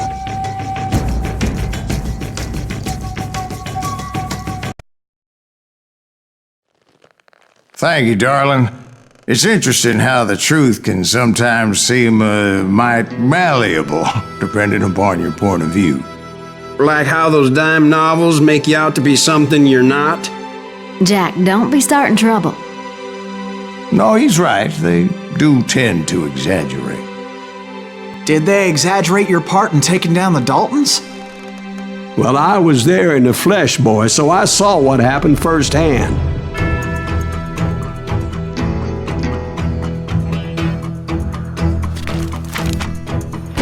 Those Daltons were lawmen once, before they all went bad, robbing banks and trains clear across the territory. Until Coffeeville, of course. I was one of the citizens who took up arms that day. Fighting on the side of right? I did my best, sir. We all did.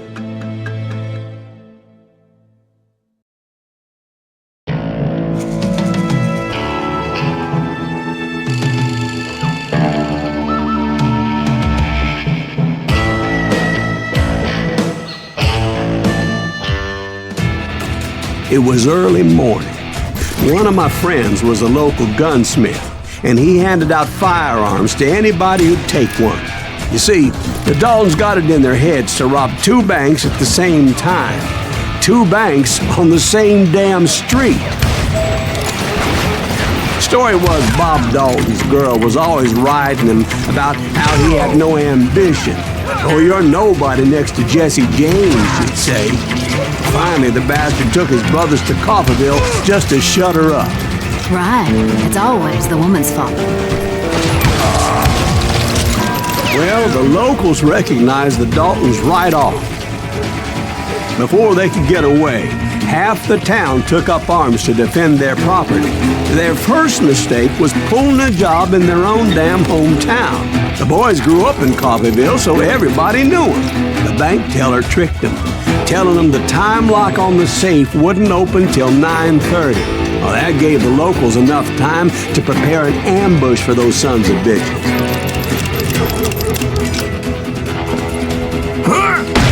You got us you. Put some holes in them.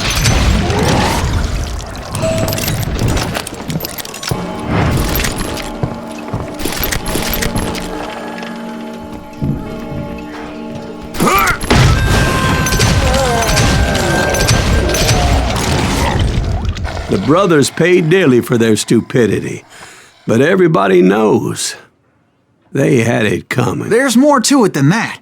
I read all about that day, so I know for a fact that it went down very differently. First of all, it was high noon. A posse of U.S. deputy marshals were on the rooftop across the street. Get ready, boys. They're gonna make a move. The lawmen had been tracking the Daltons for months. Now they finally had them dead to rights. Among them was a bounty hunter feared by many a lawbreaker. The marshals tried to get the Daltons to surrender. They'll give up eventually.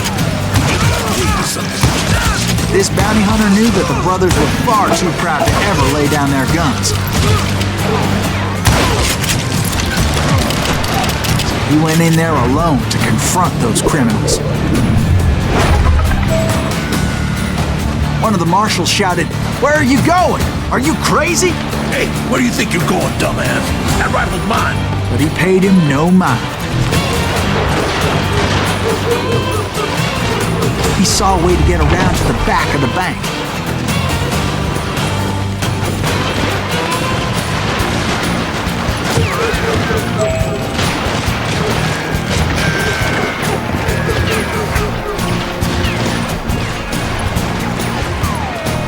Then he figured out how to hit the Daltons from a direction they weren't expecting.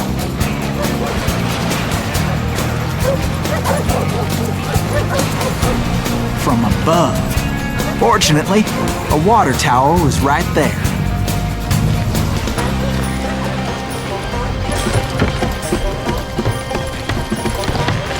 A moment later, he was climbing up a steep ladder, laughing at danger as he did.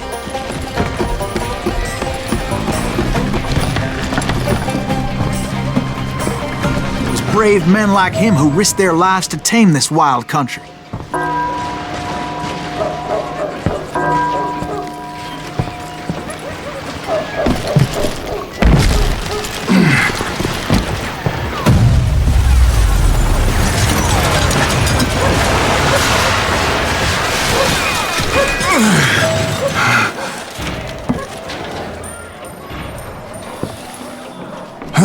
We've got company.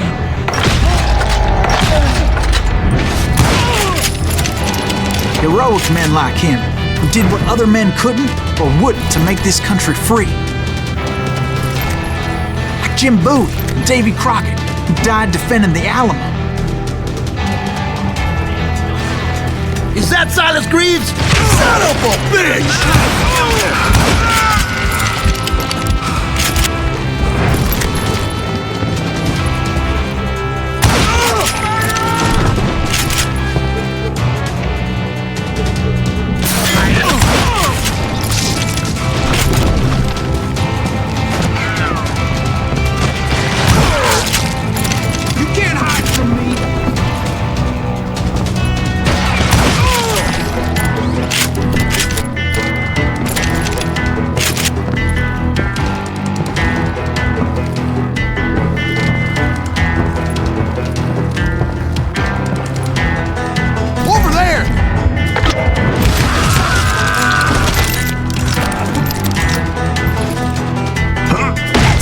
Greaves.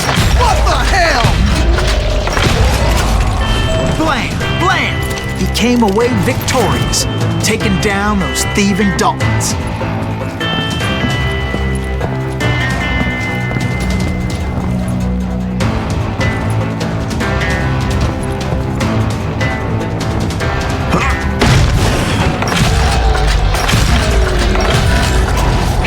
His name? Silas Greaves. And when the dust finally settled, he was the last man standing. Sorry, kid, but that just wasn't the way it happened.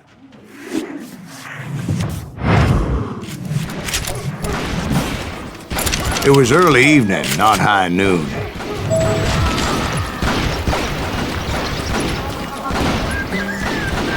I was late to the party and Coffeyville was already up in arms.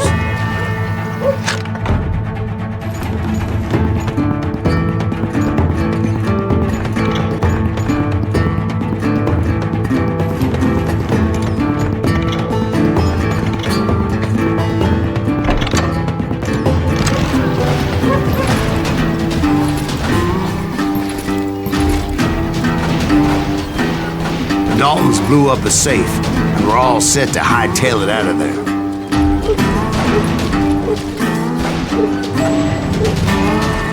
Those pathetic deputies surrounding the bank were dropping like flies.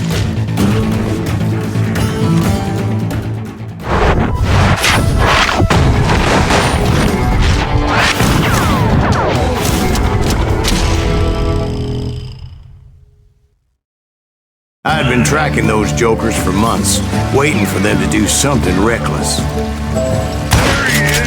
And finally, they did. Those stupid bastards decided to rob 2 banks at the same time in the same town where everybody knew them. But they still had friends in Coffeyville. Now you're in trouble. Ain't bothering me none.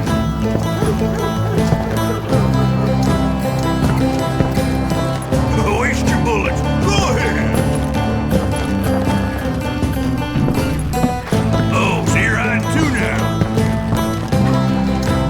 What are you gonna do? Oh, now what?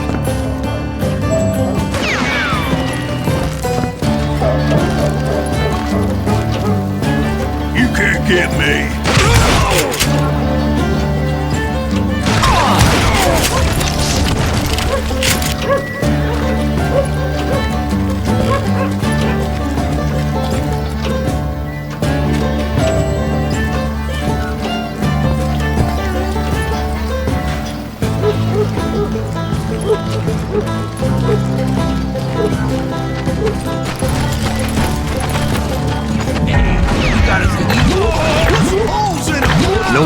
came after me like a pack of wild dogs, tooth and nail.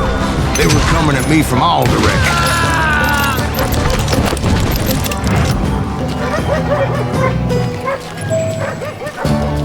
I caught sight of the Daltons running with the money and didn't want to lose them. Problem was, they knew the town better than I did. Get those and to boys. top it off, I found myself in the middle of another shootout entirely. Did the Daltons hole up in somebody's house?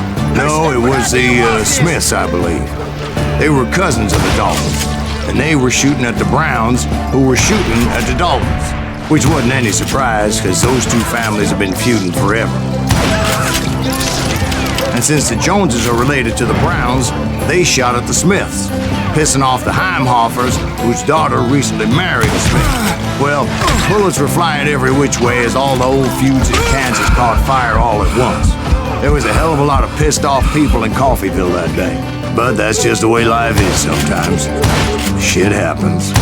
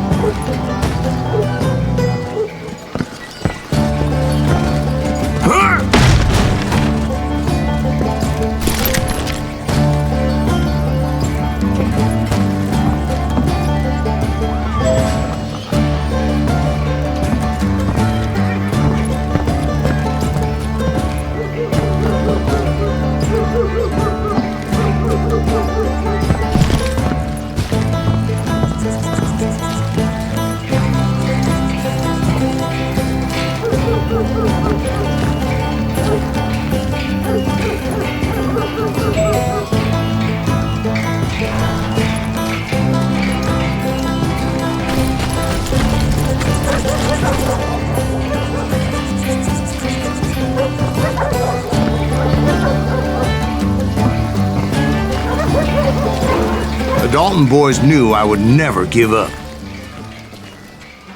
Those Daltons weren't the sharpest knives in the drawer, but they always stood together.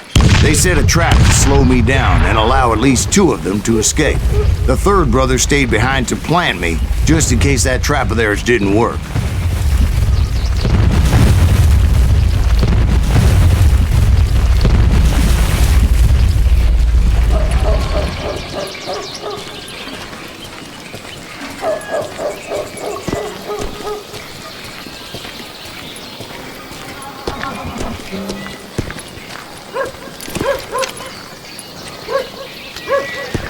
It was Emmett, the youngest, and he decided to stand his ground and face me down.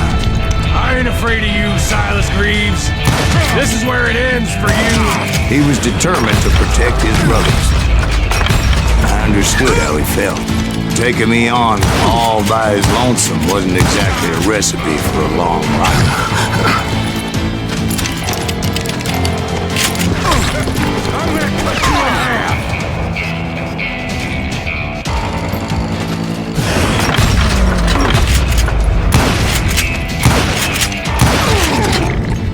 But Emmett Dalton survived the robbery in Coffeyville. He's the only Dalton who did. They say he was shot 23 times. Well, Dwight, who do you think put all those damn holes in him?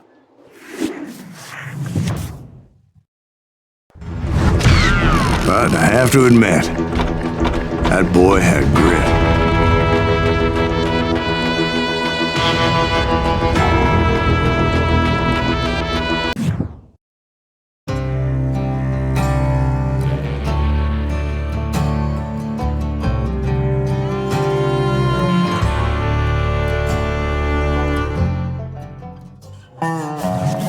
We'll get those suckers!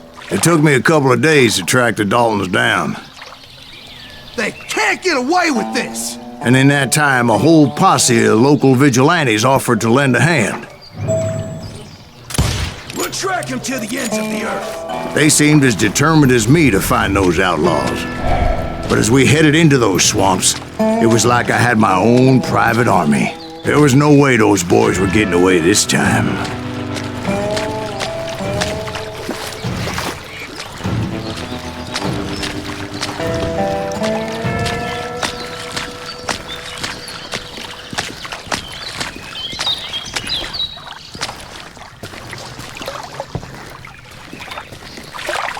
It was early fall, right? Beautiful time of year. At least you had the weather on your side. Not by my recollection. It was damp and foggy as hell.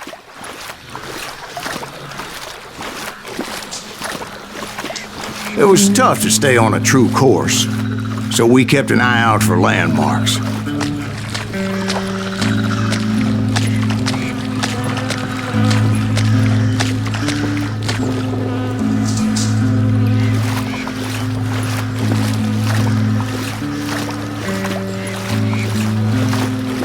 It was autumn. The maple trees were in full color, red as blood.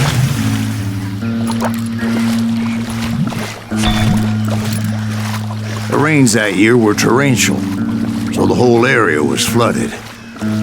The vigilantes had spread out wide, and pretty soon I couldn't see anybody.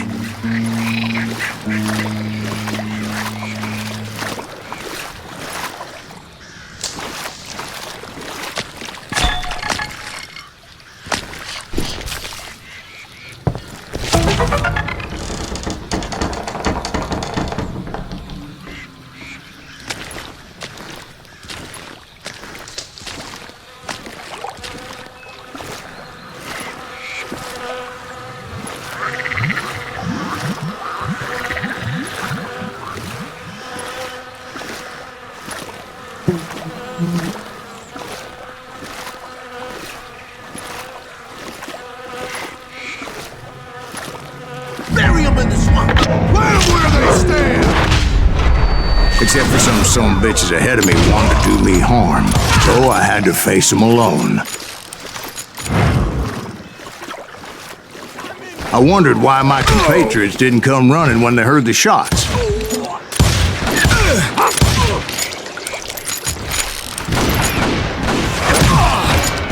It's you!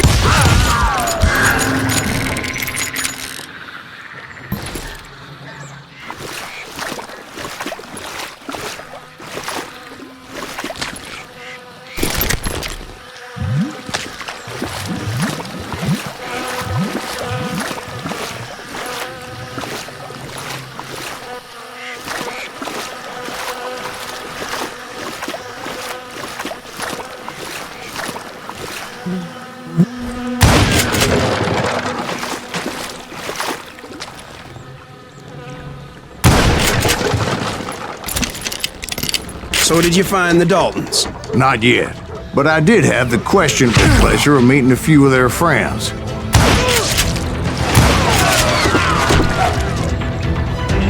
You bastard!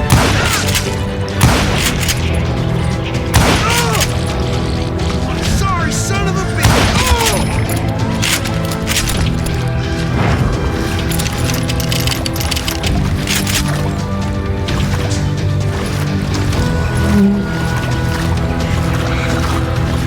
The boys had established quite a reputation by that time, so they attracted all manner of riffraff to their cause.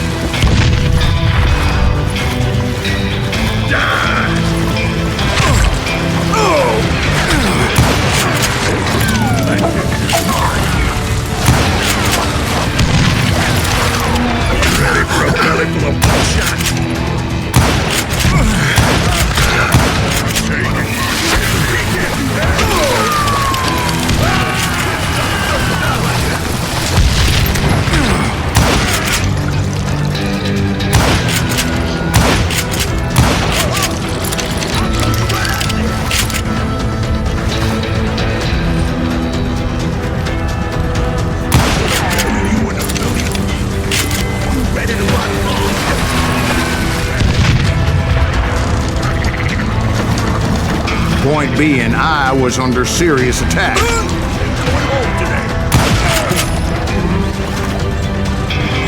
I'm gonna blow your damn head off. And my reinforcements was nowhere to be seen.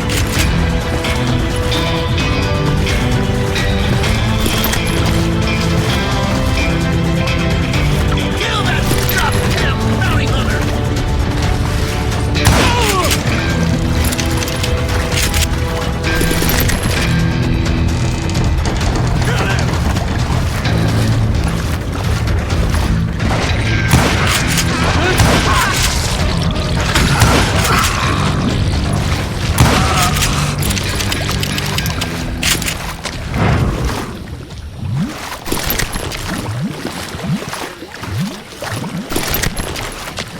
But luckily, a barn materialized as if right before my eyes. I scrambled up top to get a better view.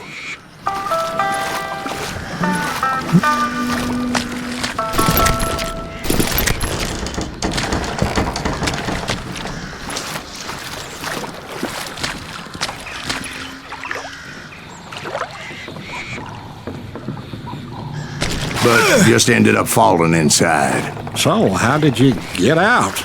The barn doors was open. About right then, I saw some suspicious characters running for the bushes. Of course, I followed them. But that goddamn swamp was like a goddamn maze, and pretty soon I had no goddamn idea where I was. Steve? So I just started walking, and pretty soon...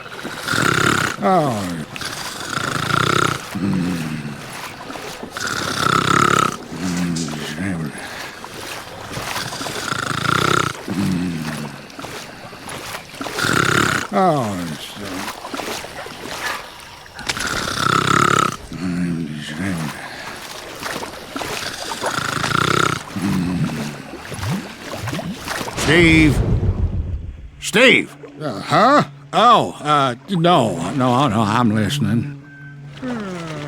Indians surrounded me from all sides.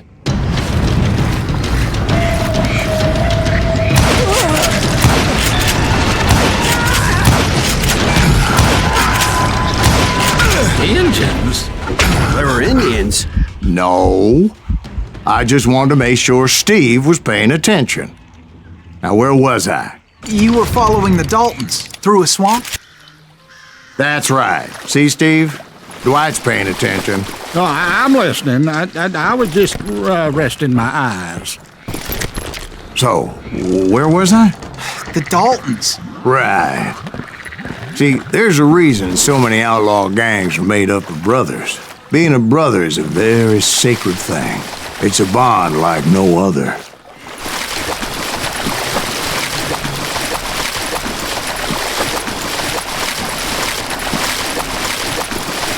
Bounty hunter! Stop that, son bitch! So did you ever find the damn Daltons? Not yet. But I did find a few of their cousins. You Kansans breed like rabbits. More Smiths or Heimhoffers or who knows what. But hell, what's more important than family? I bet Ben knows what I'm talking about.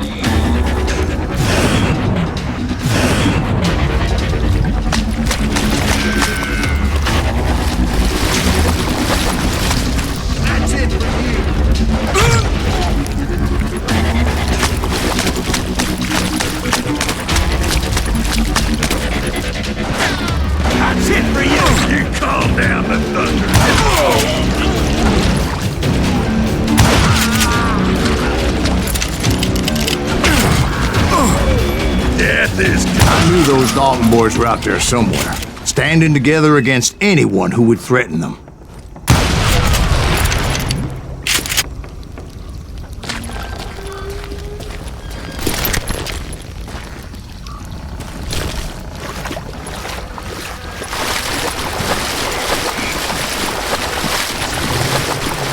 That's when I saw it. A goddamn steamboat. A steamboat in a swamp? Yeah, Steve, but this wasn't much more than a wreck, really. But how'd a damn steamboat end up in the swamps? Guess it floated off during the flood of '89. Now, was it a stern-wheeler or a side-wheeler? What? Does that really make a difference, Steve? It was a steamboat with a goddamn army on board. It was in that a fusillade of bullets come raining down from on high, and those vigilantes who accompanied me were... But among those men that were shooting at me, I thought I saw some familiar faces. Kill Greaves!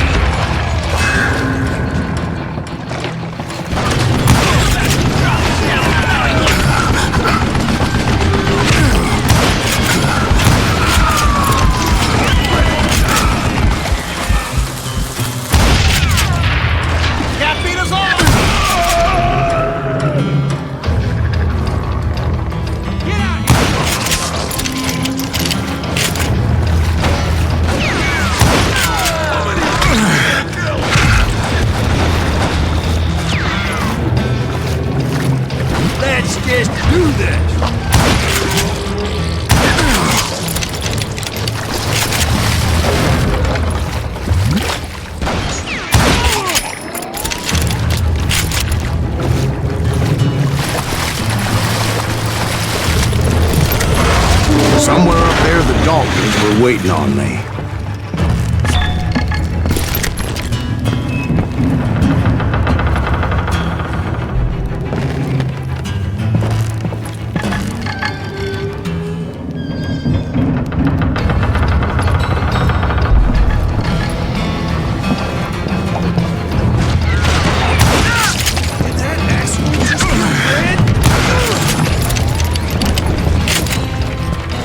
Sounds like you don't give up too easy. That's the kind of man I am, Ben. I set out to do something. I do it. Surrender just ain't in my nature. Plus, I'm stubborn as hell.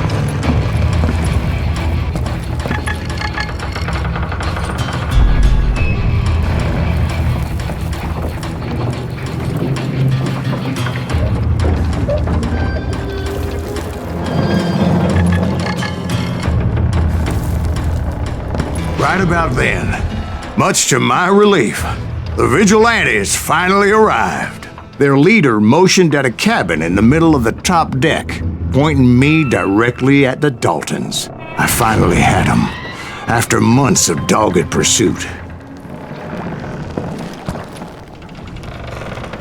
But it turned out that they had me. Take him out! I'm sending you to hell!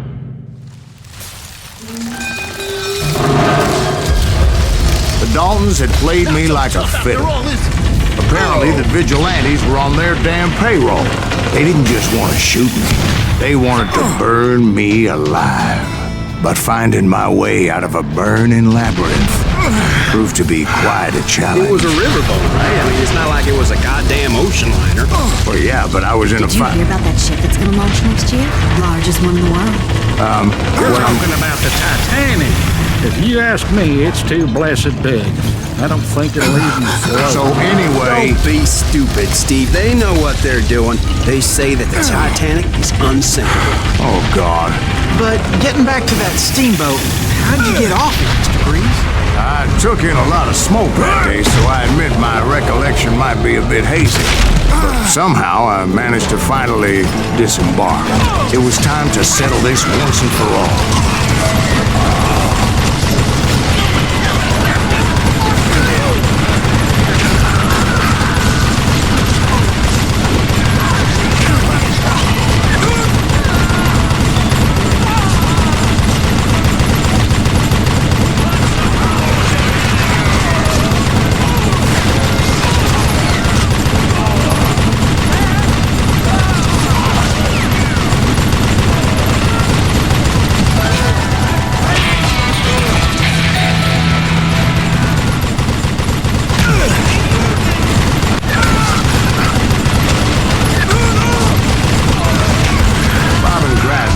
To come at me one at a time.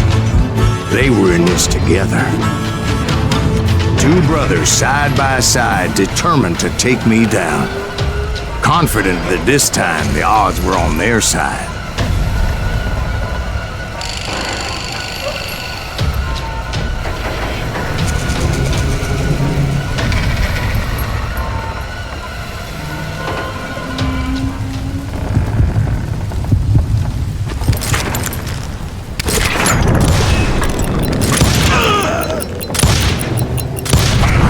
They got it wrong. A sad end for those two. If they'd only known that Emmett was still alive despite his wounds. Paroled 14 years later, he moved to California and sold real estate and lived off the legend of that fateful day. And the tragic death of his two brothers.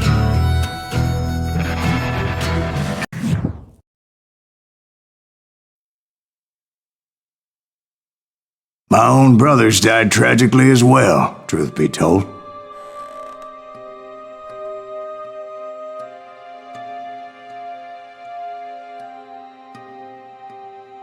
It was 1868, and me and my older brothers were pulling a tidy profit running cattle into Juarez, Mexico.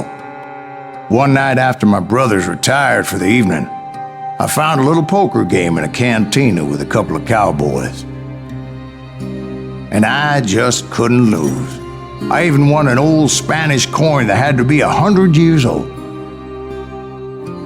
Well, I was mighty pleased with myself the next morning as my brothers and I rode for Texas. But before we crossed the border, those cowboys caught up with us. It was Johnny Ringo, Roscoe Bob Bryant, and another asshole named Jim. They wanted their money back and everything else we had, including our lives, as those boys didn't want us coming for them later. Bob put that old Spanish coin in my mouth and said, "I won't have it said that I left you with nothing, boy." Well, those horses bolted, and there we hung as those bastards rode away. The branch finally snapped under the weight of the three of us, but being my older brothers were bigger and heavier, they were already dead. And right then I swore to myself that I would avenge them. Ringo you know about. But Bob eluded me until I heard he was riding with the Wild Bunch.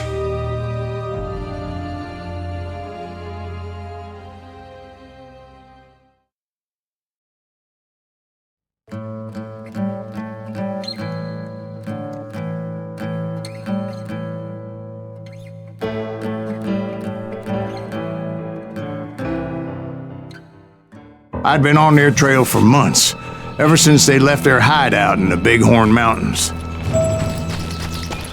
Led by Butch Cassidy, they were a loose association of outlaws who robbed banks and trains from Colorado to Montana. Among them was the Sundance Kid, and that murderous hombre I was tracking, Roscoe Bob Bryant. Were you a part of that giant Pinkerton posse after the Wild Bunch? No, boy. A circus like that would have slowed me down. Besides, I wanted Bryant all to myself. I'd heard about a large shipment of gold being transported to Wilcox, Wyoming on the Overland Flyer.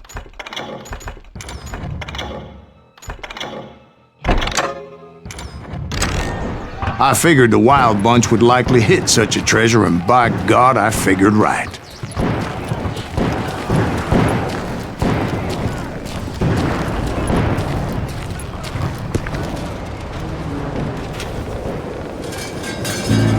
They blew the bridge with the intention of forcing the train to stop. Well, I assumed the Wild Bunch was likely in the still intact part of the train high above, so I had no choice but to make my way up through the passenger cars dangling down. I was determined to make that sumbitch Bob pay for what he did to my brothers.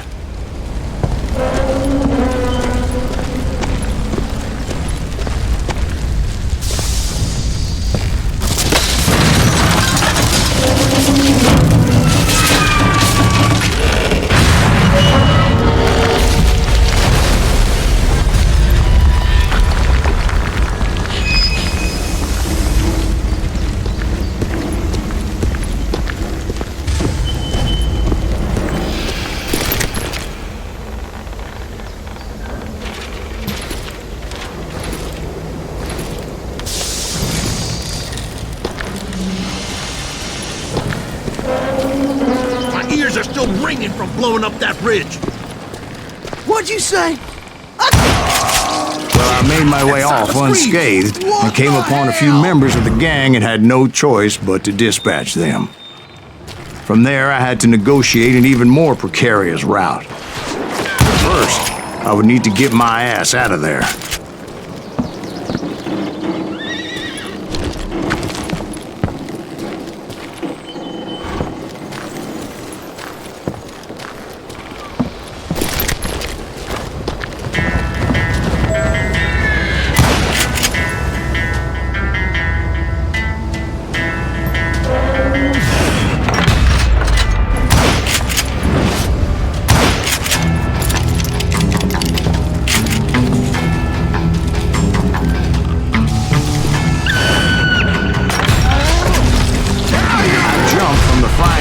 Into the fire as the train was clearly fixing to fall.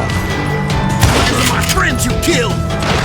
Found the gang, but in order to find old Bob, I needed to fight my way forward past a whole passel of desperados. Outside, inside, anywhere I could, I made my way towards my prey. Well, what about the passengers? It was mostly a freight train, as I recall. There were no passengers aboard that day.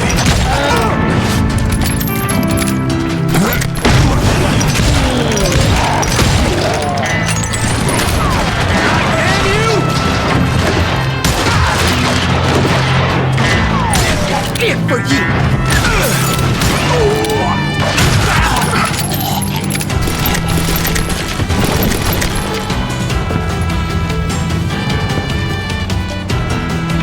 As I mentioned before, I am not fond of heights, but I was too busy dodging bullets to worry about falling to my death.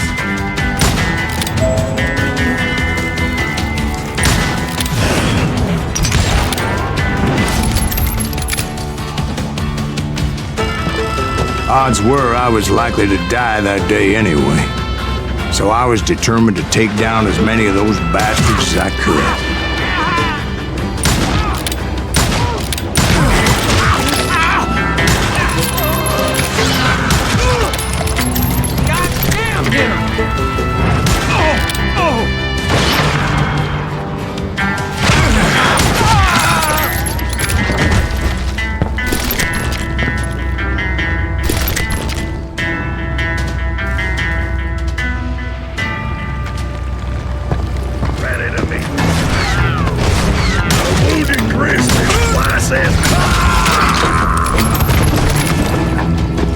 times it was like shooting ducks in a shooting gallery. The only difference is these damn ducks shot back.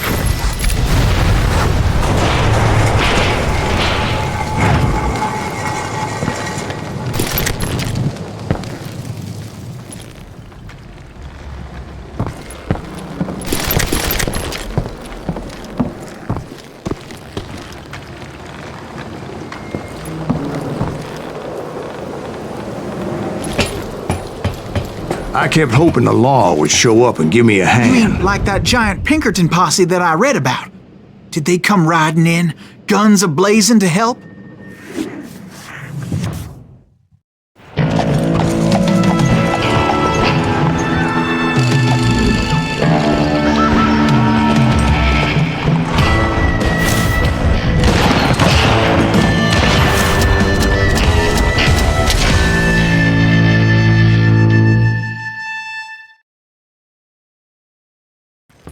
Help? From the Pinkertons? No, son. I had to fight the wild bunch all by my lonesome, as usual. Who the hell is that? He's mine! Son of a bitch! Cover! Retreat! Retreat!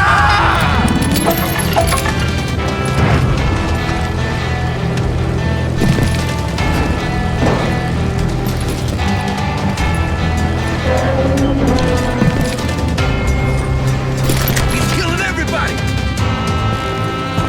He'll kill us all!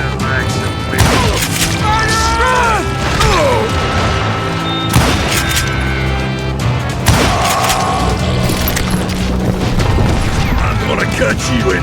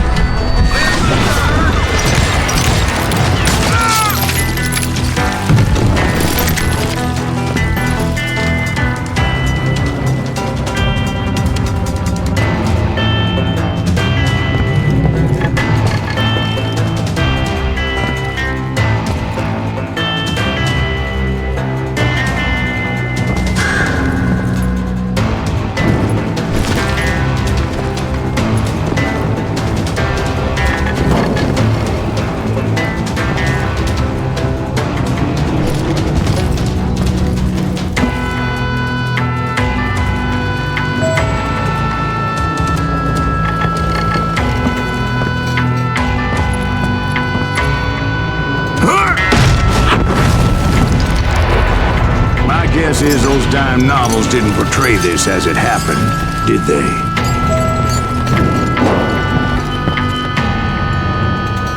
Only a few stragglers were left, and I had to cut them down pronto if I was going to stay on old Bob's trail.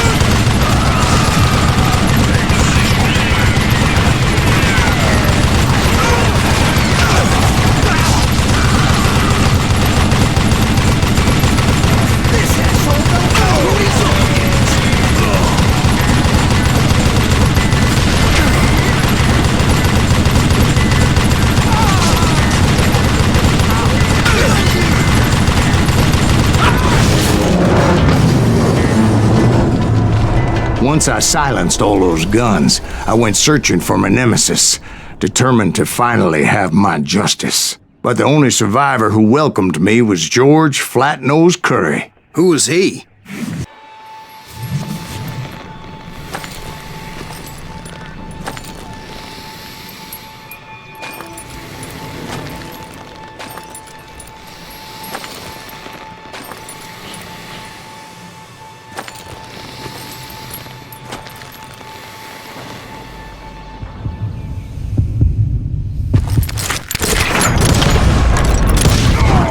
On that very same day, Butch Cassidy and the Sundance Kid decided to leave the Wild Bunch behind and decamped for South America.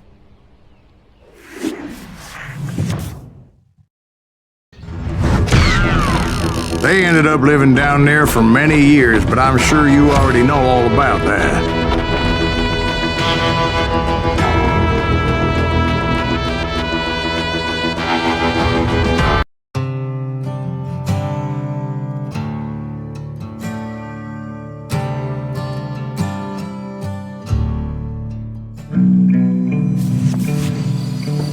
I tried to find Bob Bryant, but it was as if he'd disappeared. Sometime later, I heard the Wild Bunch was back together. Kid Curry escaped from jail, and now he was running the whole shebang. So I took to their trail, as I was still in pursuit of my brother's killer and hoped that he was back with him.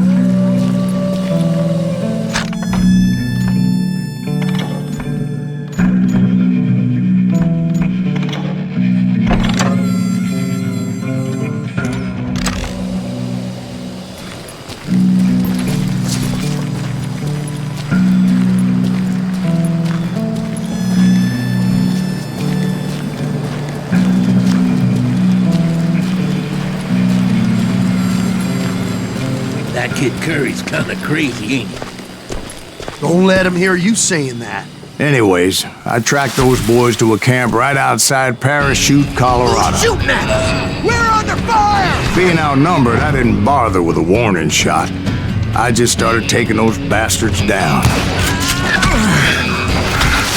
He's dynamiting us!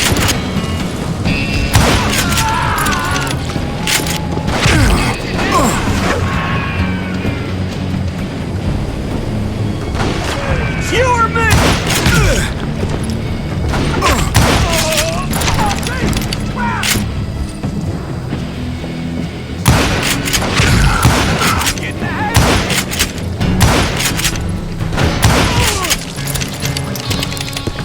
Old Bob wasn't among them, and neither was Kid Curry.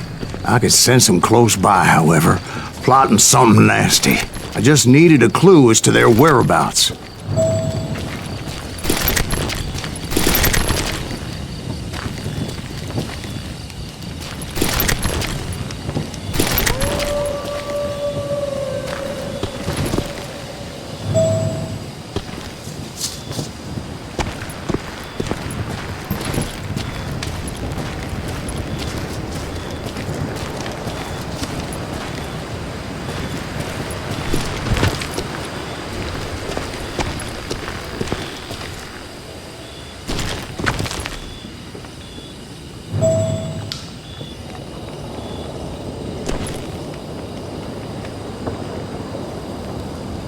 I found one.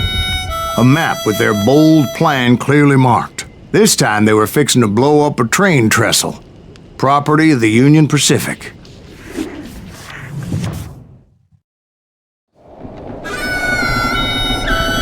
The plan clearly indicated how they were fixing to undermine several of the weakest wooden supports.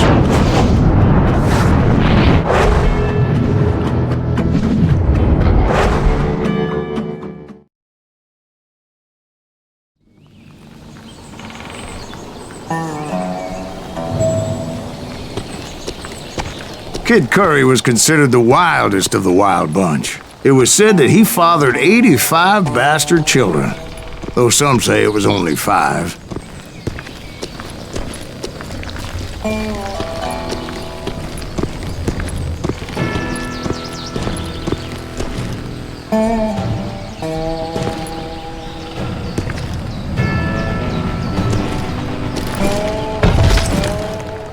Kid Curry had bragged to a whore how he was gonna rob a train heading to the U.S. Mint in Denver. And that whore, Fat Sally, she told me.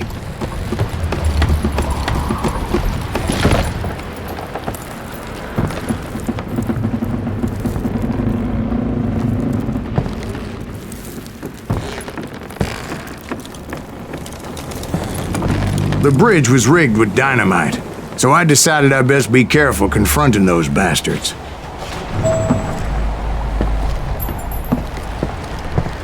And I made it a point to remove any dynamite that I came across. A moment later, I saw a ladder that somehow had escaped my attention. Don't you blow us up now. Don't worry, I know what I'm doing.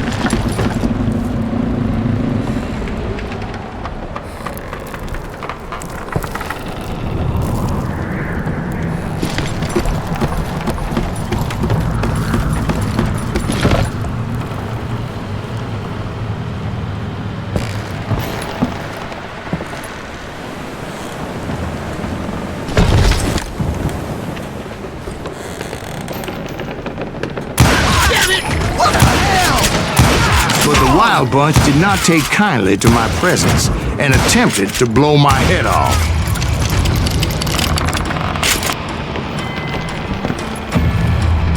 It appeared the kid had found a number of new recruits to bolster their ranks. Guess there's always desperate men willing to trade their lives for stolen treasure.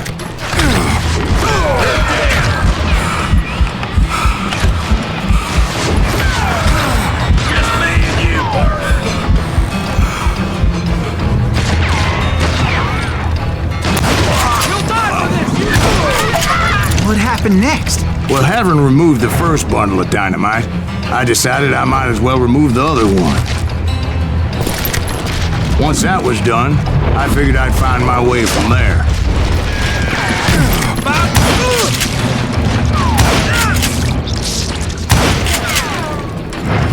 You bastard!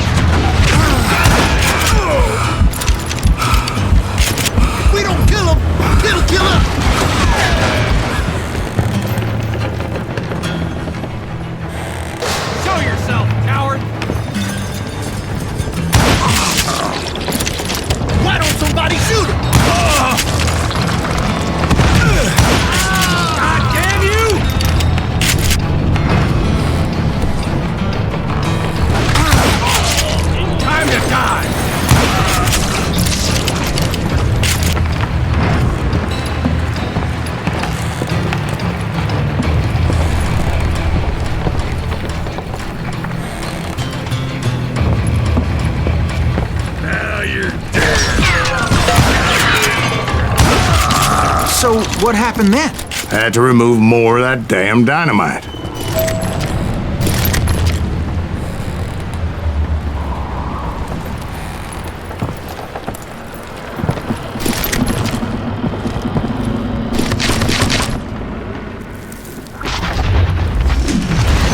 It must have been terrifying trying to make your way across.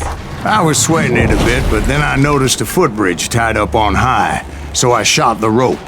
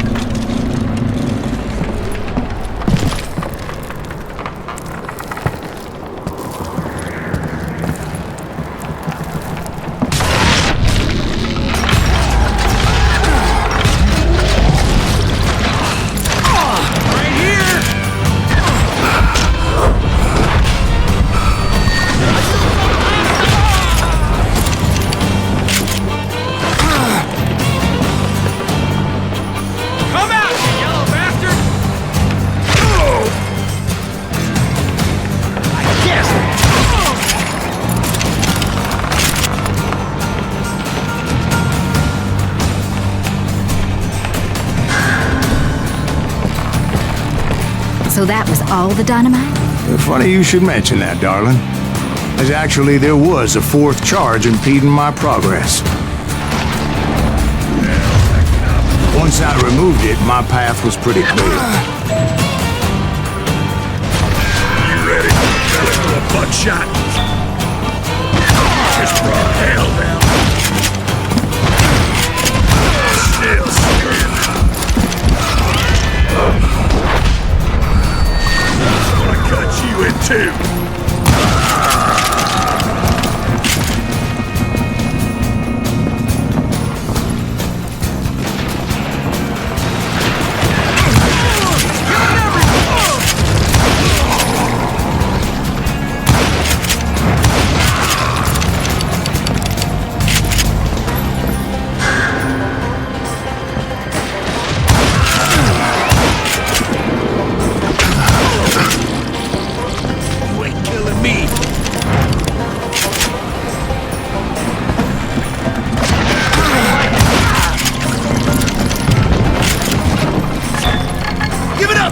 And I'll let you go.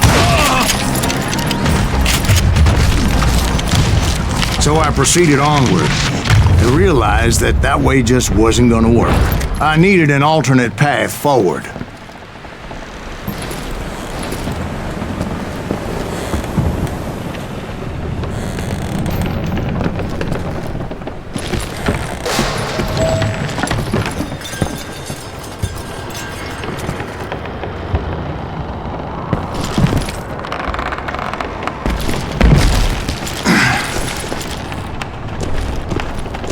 Luckily, I found a cave, and as I made my way back to the bridge, I saw something that concerned me. It was a long burning fuse, and it was moving fast as hell. I had to catch it.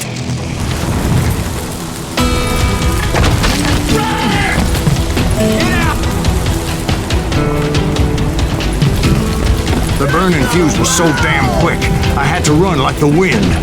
I almost had it, but no. I thought I was gonna have a coronary when I lost sight of those sparks. My heart was pounding like a sledgehammer. I knew that failure meant boom. Then, finally, at the last moment.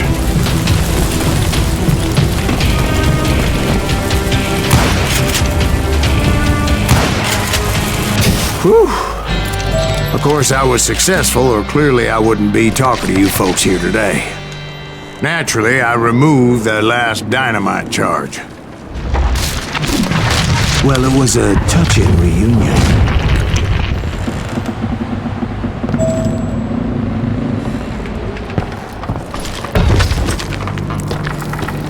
But by this time, I was thoroughly exhausted and dragging my ass, as I was not a young man.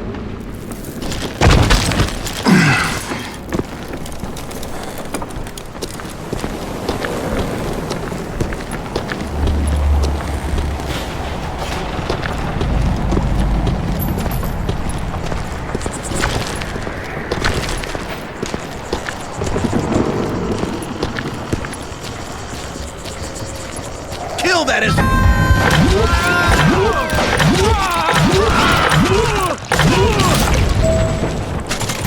Who the hell is that? It's Grayson. Sorry, ass me. Nuttier than a damn fruit thing.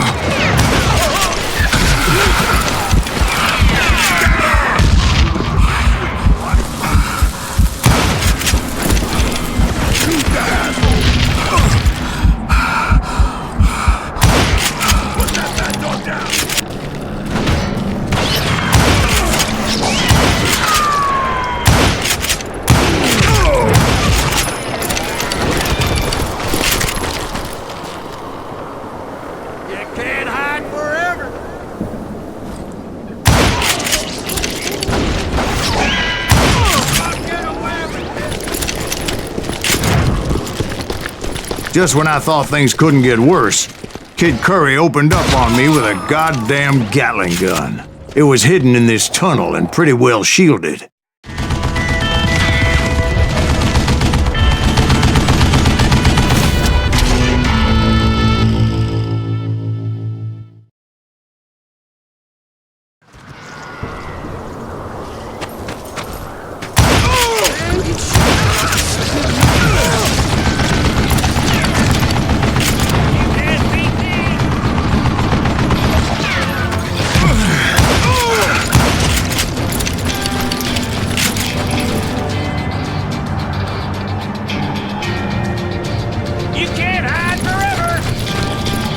Luckily, I had located some dynamite. I still, however, had my work cut out for me.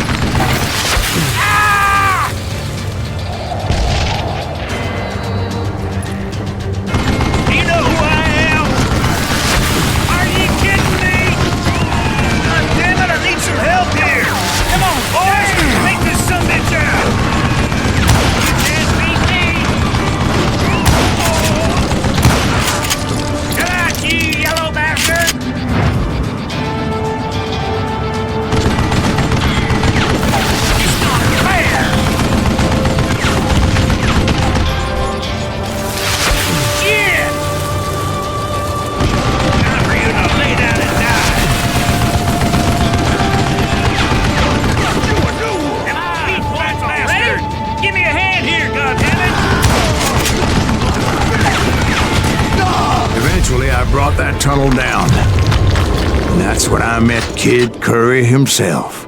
He had decided to stop pussyfooting around and deal with me personally.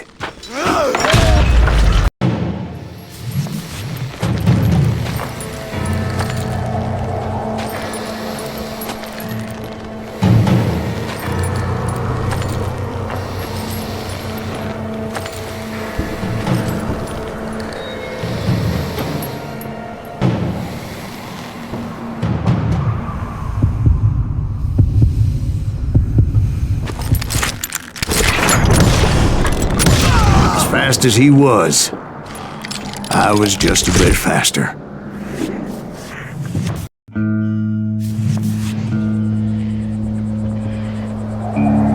He shouted at me. Is that what this is about? Bob went with Butch and Sundance to South America. You ain't never finding him.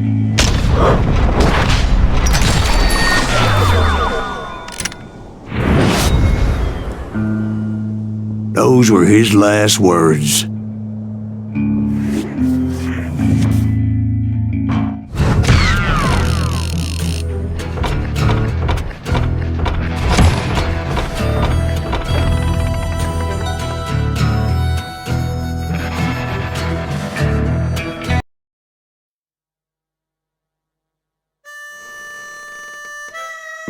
So, Bob Bryant got away?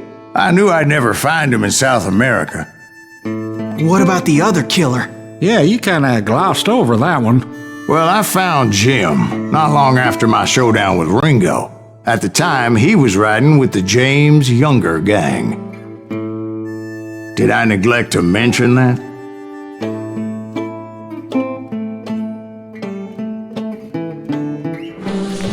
Jesse James? The greatest outlaw who ever lived?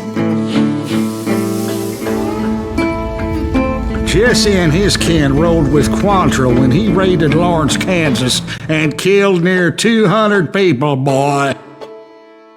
Nothing great about that.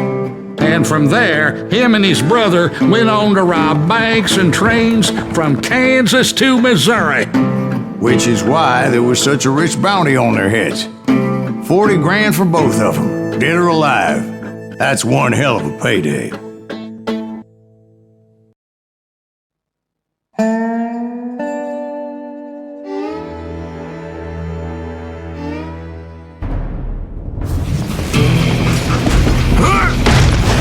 I confronted them as they were robbing a train.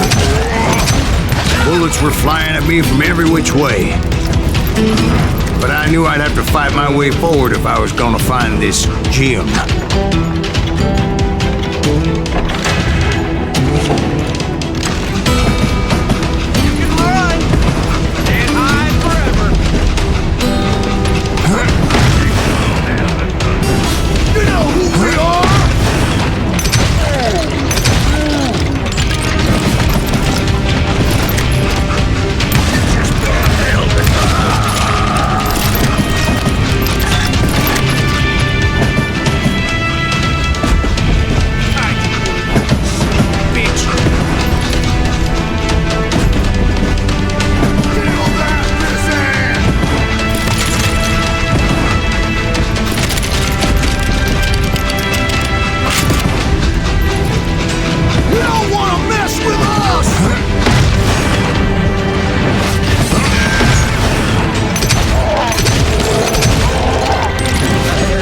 Now, wait a second. How'd they stop this train in the first place? Well, the James boys were experts at this.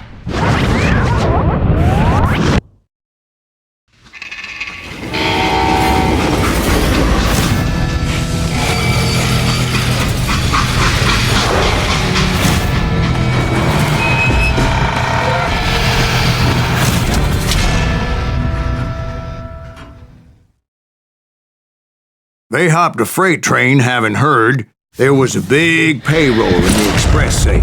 So, I hopped the same train.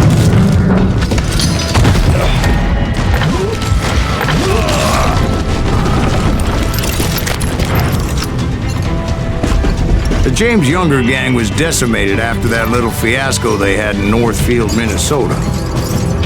So Jesse needed more men and took on the killer I was after, along with a host of others. I was hoping to find my man and put a bullet in his head.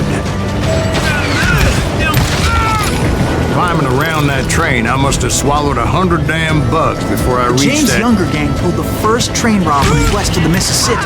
Sounds like you hold them in high regard. Everyone knows they were the most famous outlaw gang ever.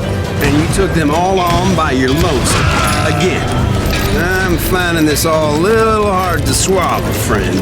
Well, maybe you need to wash it down with some whiskey. By the way, did I mention that that train was flying down those tracks like a bat out of hell?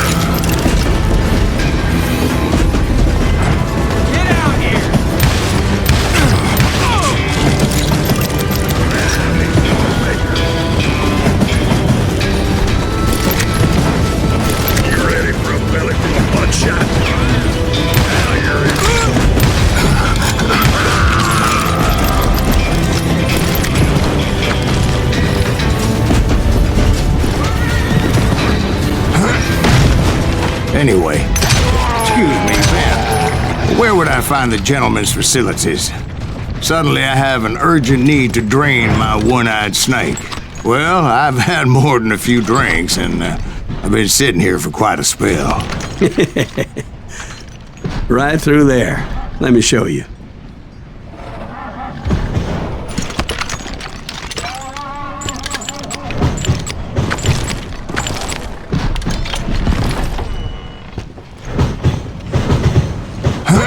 I never heard so much malarkey in my life. You think he's bullshitting us? You don't think he's Silas Greaves? I think he's just some old drunk looking for some free liquor. I don't know, Jack. I think I believe him. You don't think he met Jesse James? Oh, you gotta be kidding me. That story makes no sense at all. Jack. I mean, you gotta be 2 bricks short of a load to believe that cock and bull story. I don't agree. Jack, lay off the But bar. you seriously think that tired old man went toe-to-toe with Jesse James? Well, that's better. Did I mention that this Jim was married to the infamous Belle Starr? Of course, I didn't learn that until later. Anyway, I made my way forward the best I could. Around the sides, over the roof.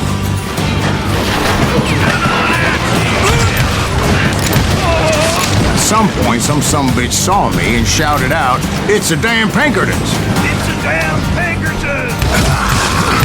Now, I never worked for that lyman cocksucker, but I guess they assumed I was one of his assassins.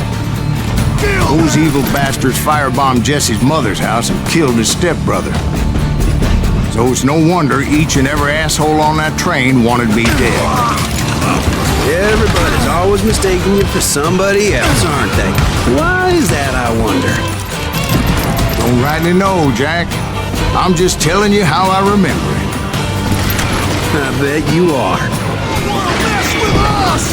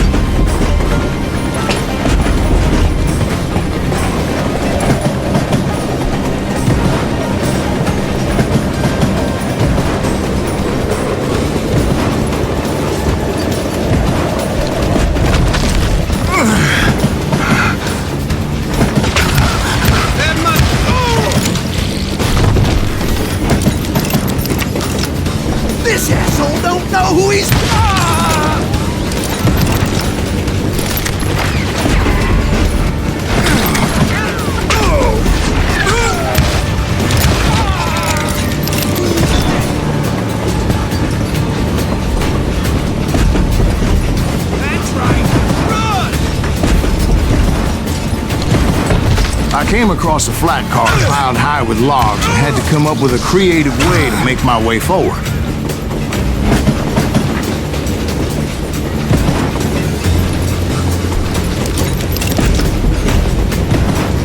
Yeah, you know you can't beat me.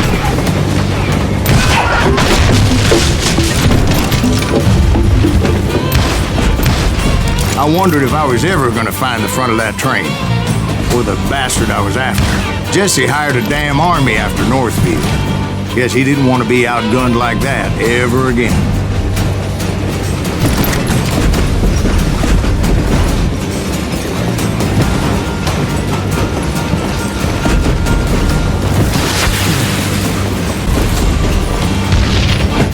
Right about then, I was attacked by some asshole on a Gatling gun.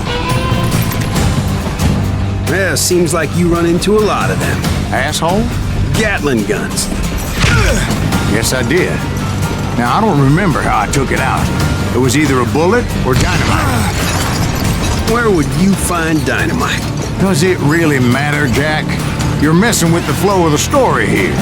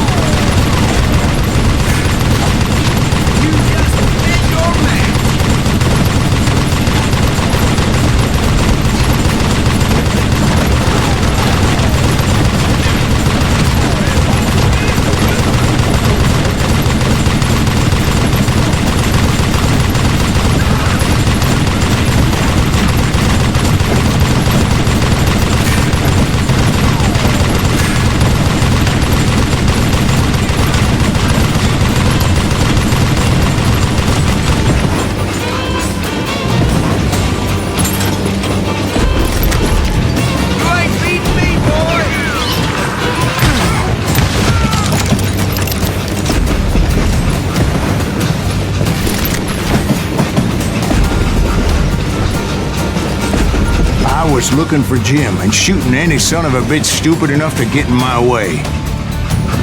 And that included Jesse James himself.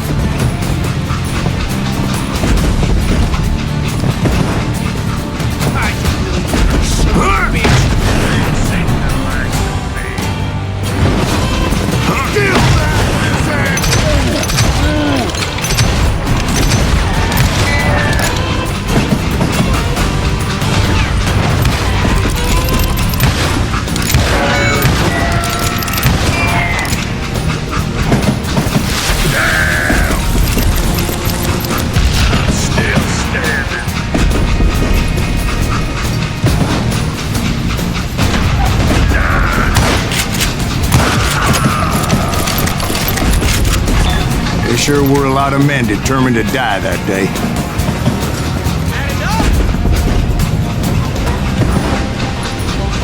You don't want to mess with us!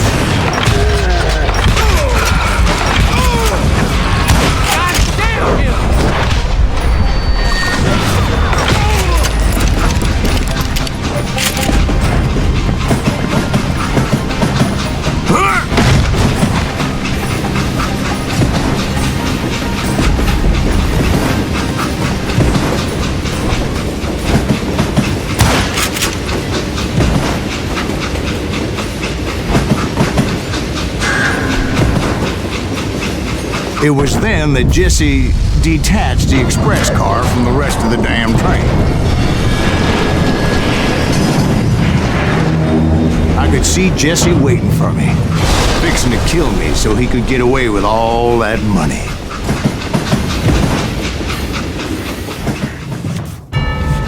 You had a showdown with Jesse James? Of course he didn't. Everybody knows that Jesse was killed by Bob Ford. Yeah, Jesse went out like John Wesley Hardin. Coward shot him in the back of the head. Guess it doesn't matter how far you run, does it, Ben? Your past always catches up with you.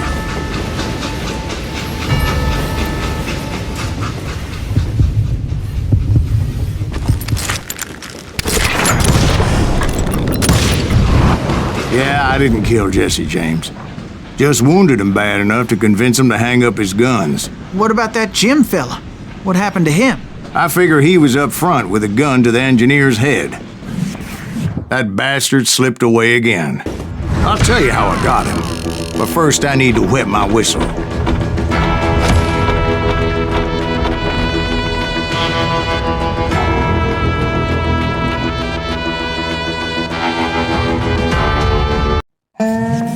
After my showdown with Jesse, I continued to track his brother, Frank, and that sumbitch Jim. I followed those bastards into the high mountains as they were going to ground. What mountains would that be? Somewhere in the Ozarks, I believe. The perfect place to hide out from the authorities.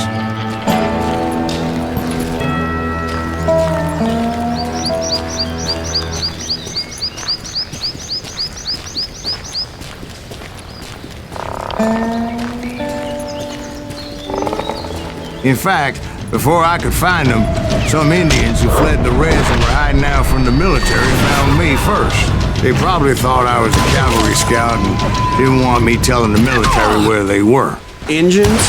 Yeah, they could have been Cheyenne, but there was all sorts of renegades roaming the landscape back then.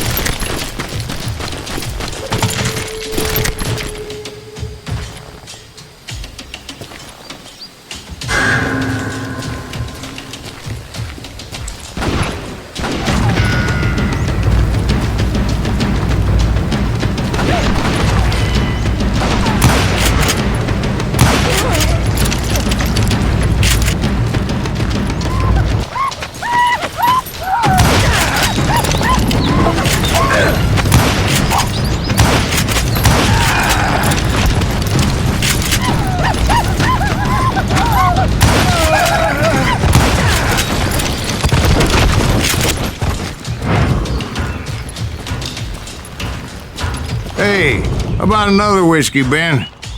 Nothing better to soothe the troubled soul.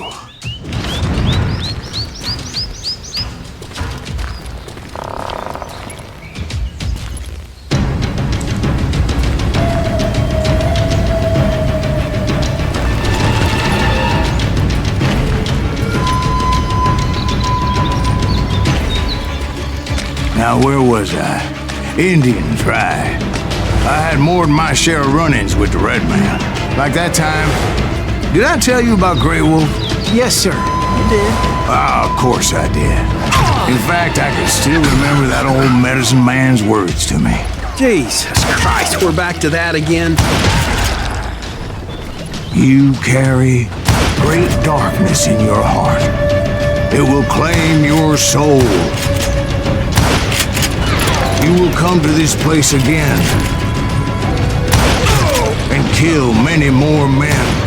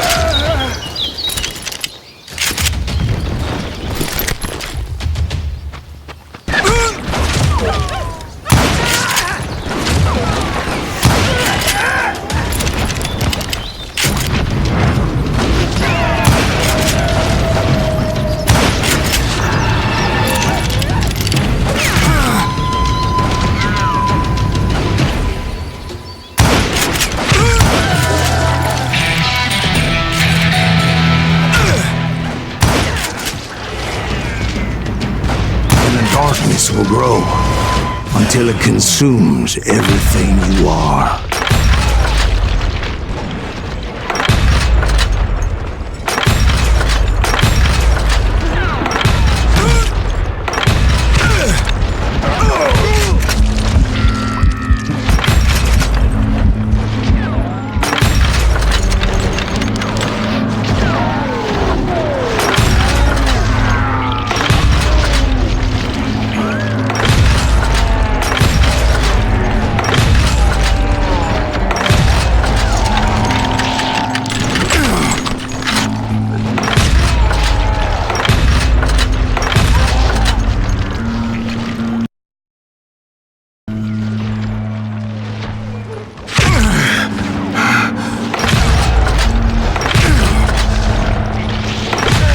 Did you ever find him? The man you are after?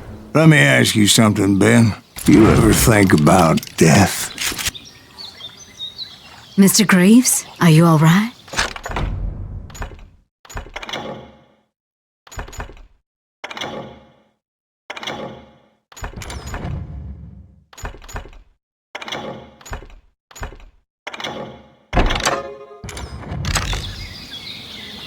Ooh, dear. Ooh, dear.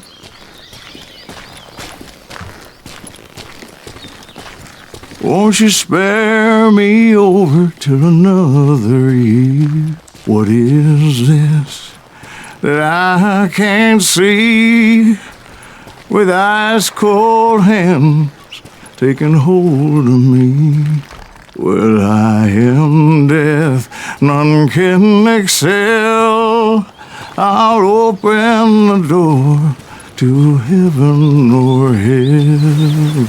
Oh, death, someone would pray. Could you wait to call me another day? Oh, death.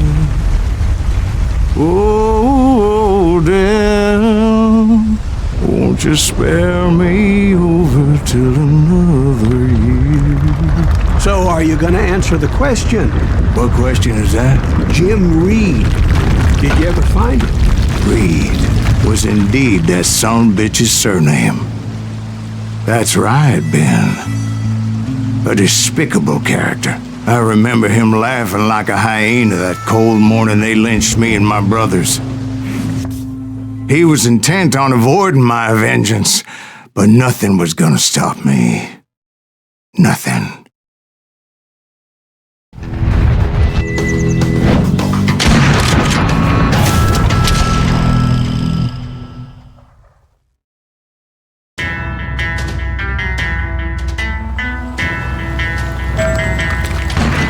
I finally did track those outlaws down. They had long rifles with scopes and were well positioned to pick off any poor soul who came anywhere close.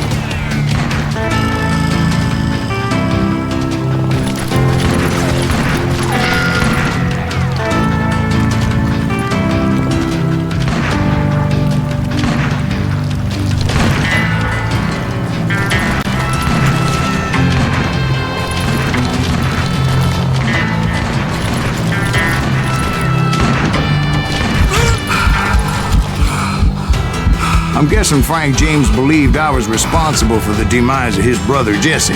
I couldn't really disagree with the man, as I thought Jesse was dead then as well.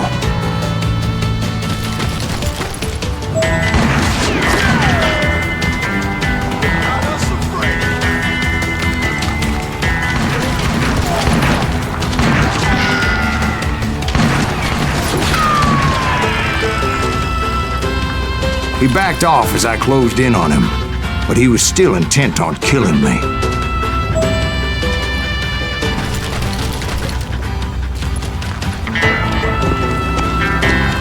And when I closed in on him again, he backed off again, looking for a better angle on me.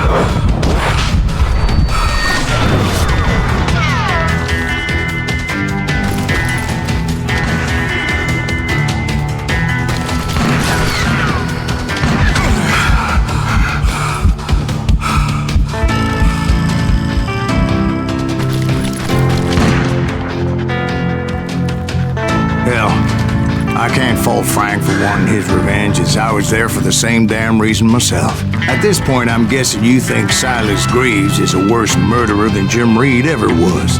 No, sir. A man who spent half his life killing somebody's brothers, fathers, sons. I think you were just looking for justice, sir. Is that what I was looking for, Dwight? Is that what it was? Justice?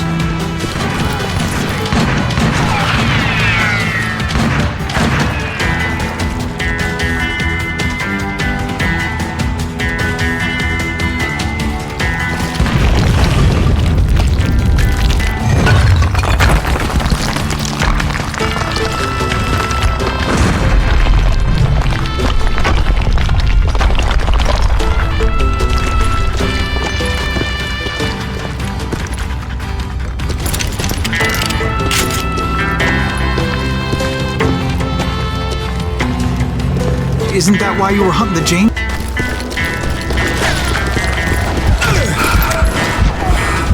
It was a pitched battle that could have gone either way. Luckily, I had some dynamite in my possession. Dynamite? On your person? A few sticks, just in case. It's always good to be prepared. Right. I'm just laying out the facts as I remember them, Jack.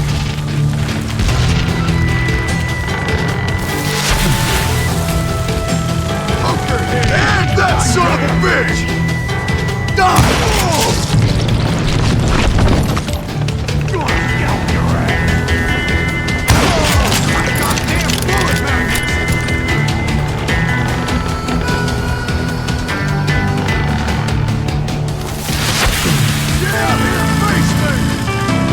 Take him out! He's just one man! This is...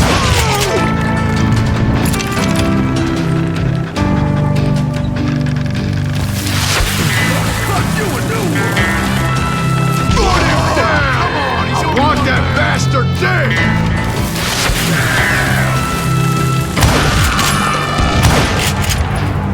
Lily liver bastard!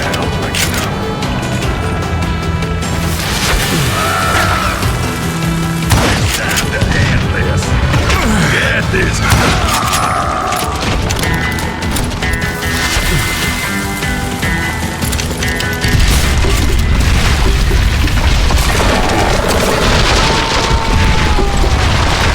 Old shack? Well, it went tumbling right off that cliff. With Frank James still in it? Yes, sir. But Frank James is still alive, living in Missouri, showing folks around the family farm for 25 cents a tour. I didn't say he died in the fall, now did I?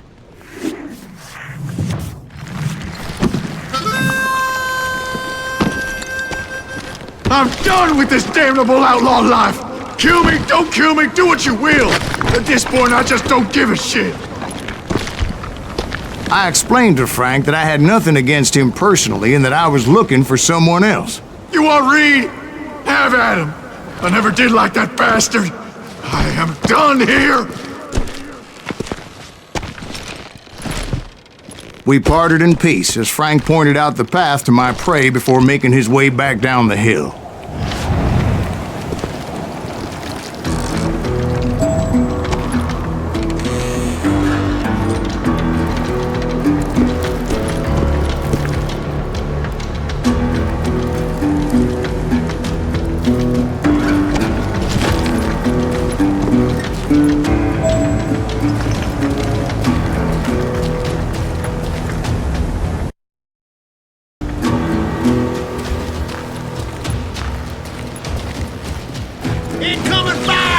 So what happened with Reed?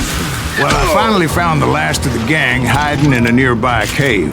First, I had to dispatch the lookouts.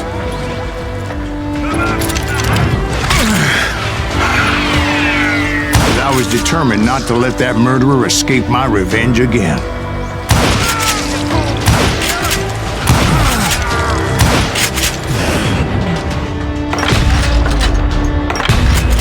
I can kill you with either hand.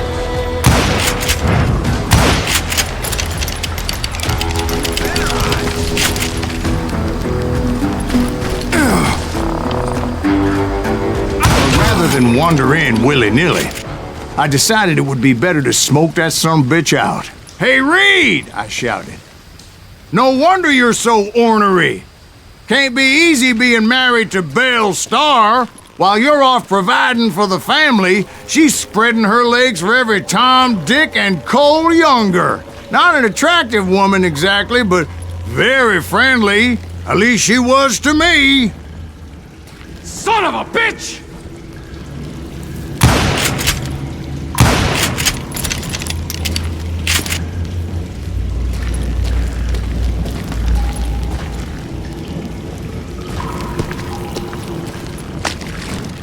It was then that the last bunch of bandits jumped out of hiding. Why won't this asshole give up?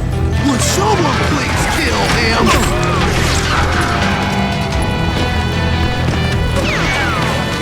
Don't let him through!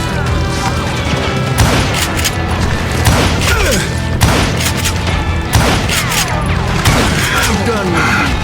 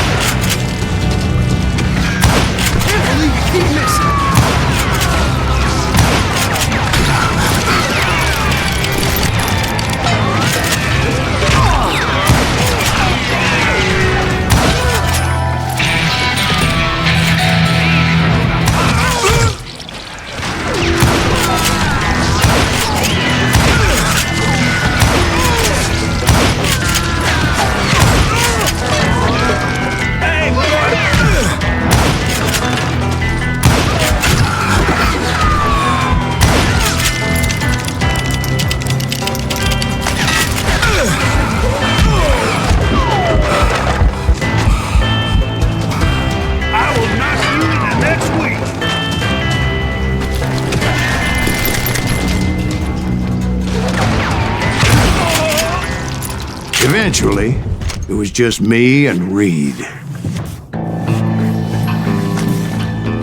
I had waited a long time to face him down, so I could repay him for what he did to my brothers.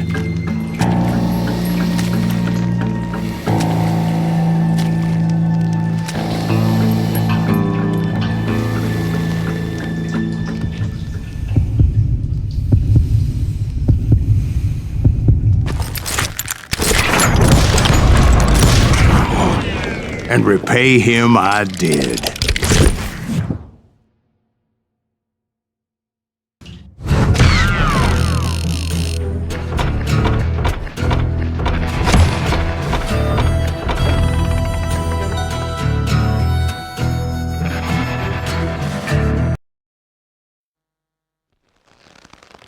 Well, I don't know about you boys, but I'm pretty beat. Well, it's too damn bad you never found that Bob character. Seems a shame you never had to pay. Well, funny thing about that, I did have one more chance at him.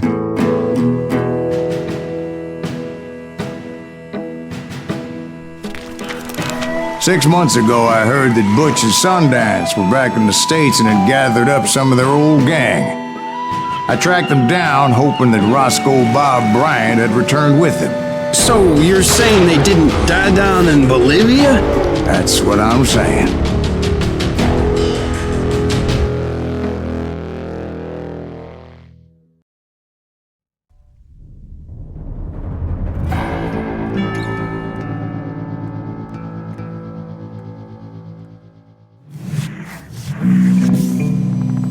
40 years I had waited to get my hands on the last of my brother's killers. Not even an army of demons could have stopped me now.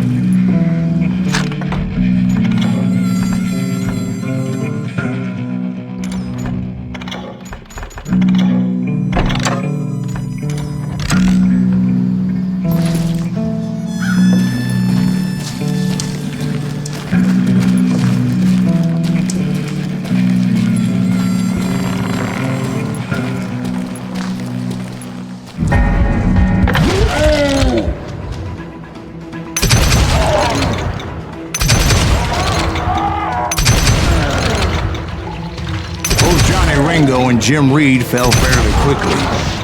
But the last one, Roscoe Bob Bryant, that son of a bitch had managed to escape my vengeance time and time again. I couldn't even be certain I'd recognize him after all those years. By now, he had to be close to 70. For all you know, he could have been dead. That thought had indeed crossed my mind, as did others. For instance, did my thirst for vengeance turn me into something worse than the man I was after? By this point in my storied career, I had killed more men than Bob Bryant ever had. I was furious as hell at that bastard for making me who I am. A man with no family, no friends, no purpose except shooting Bob Bryant dead.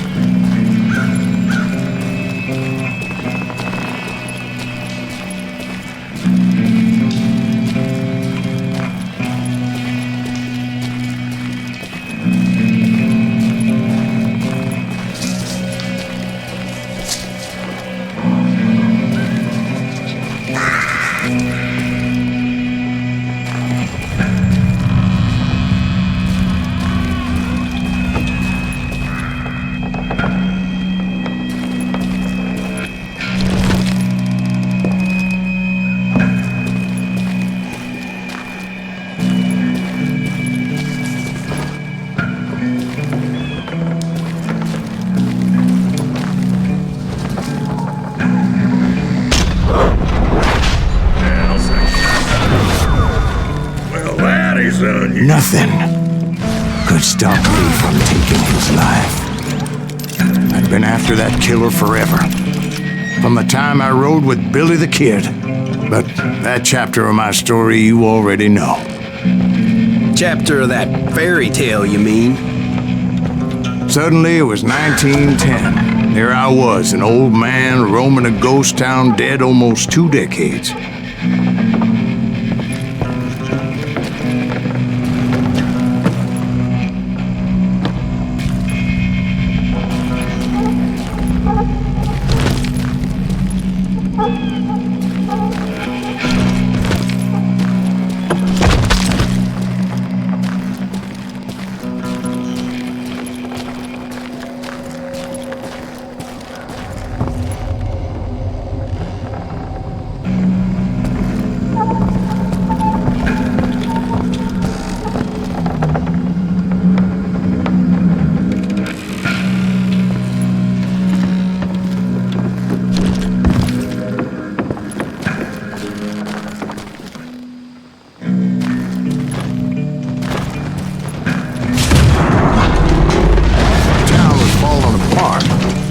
Just like me.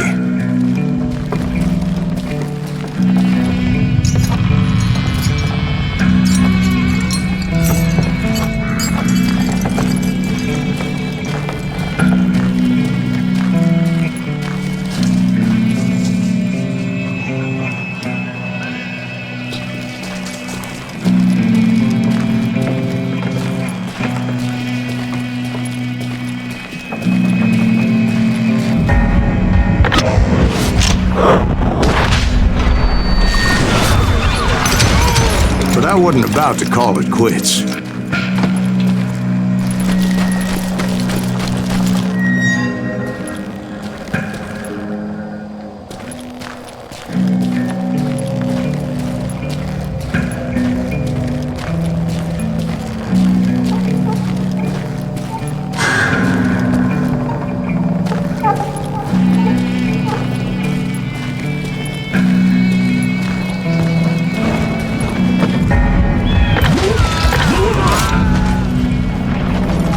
Even though the ghosts of my dead brothers were begging me to end what I started so long ago. Mr. Greaves, are you all right? Would you like some water? The Wild Bunch knew I was there. They were after a treasure they had hidden before they fled, buried in the grave of a dead amigo. Some folks think the town is haunted, so they figured there wouldn't be many people poking around.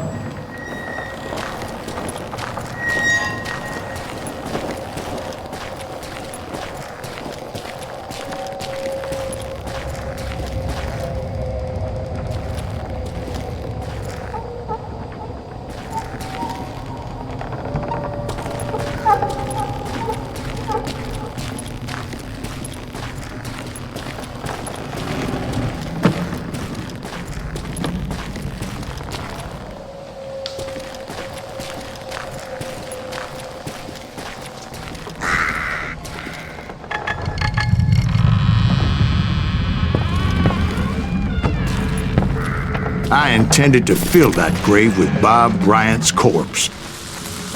But like I said, the bandits knew I was on to them. They lured me in and hit me with everything they had.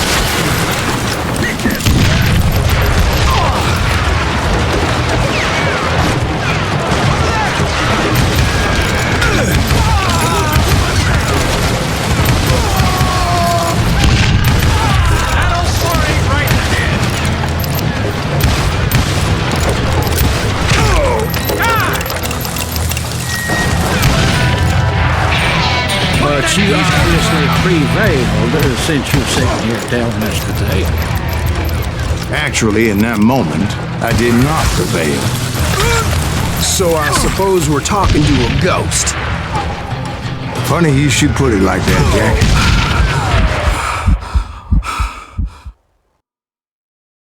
Because when I woke up...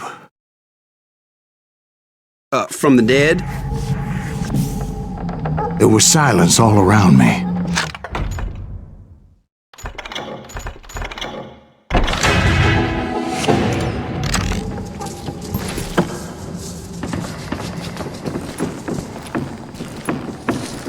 I could swear to God I saw Billy then. Billy who? Billy the kid. William Bonney. He was shooting at me from a rooftop.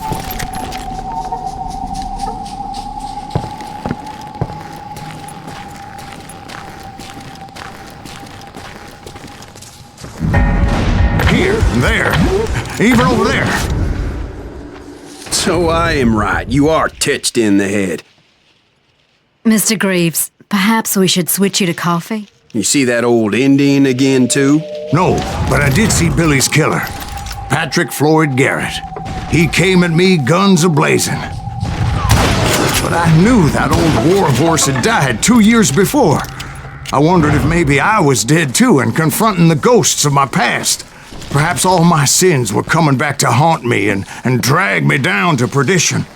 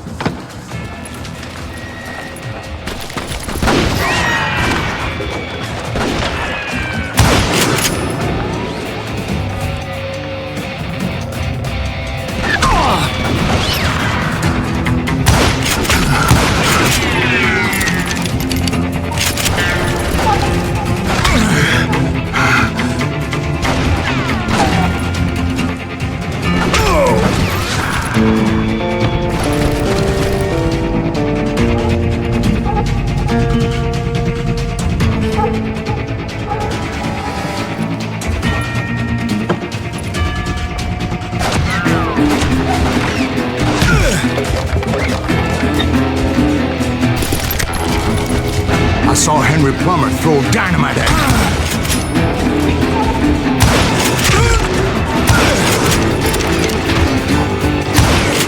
And in the gates of the cemetery, I saw John Wesley Hardin, just like I remembered him.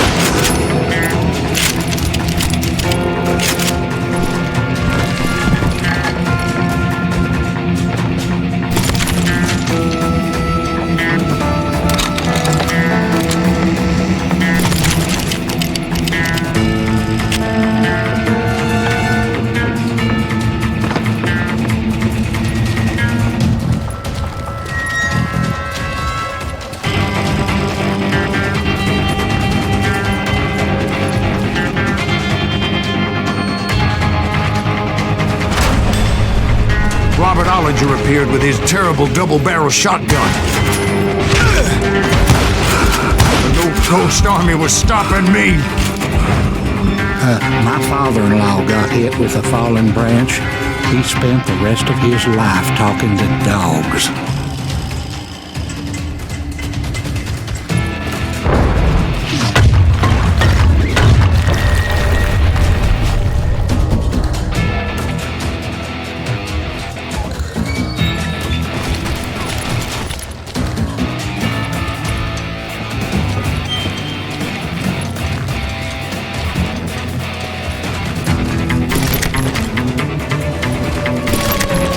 Newman Hayes Clanton, William Brocious, John Peters Ringo, they all wanted me dead.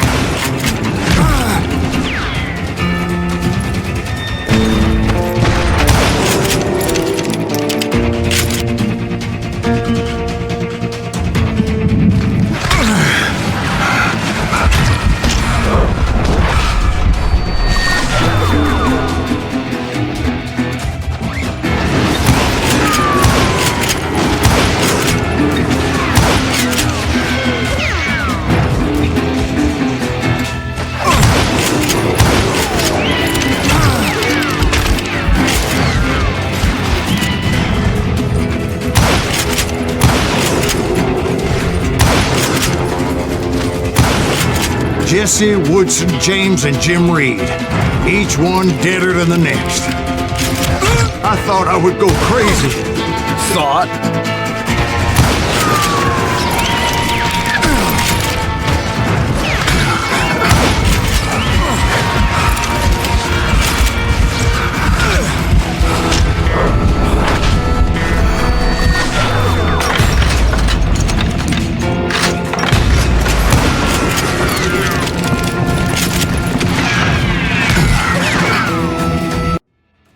The Dalton brothers, Robert and Grattan, guardians of the Garden of the Dead.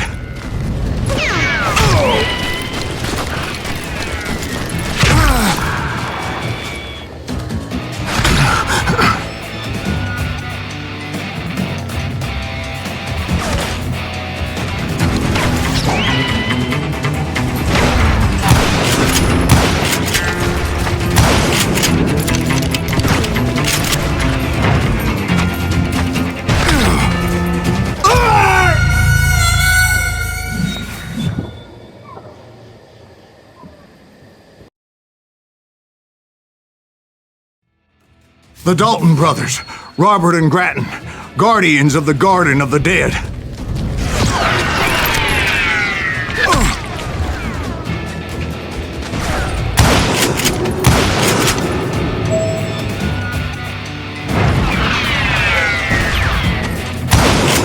George Curry and Harvey Logan, alias Kid Curry, both thirsty for vengeance from the great beyond.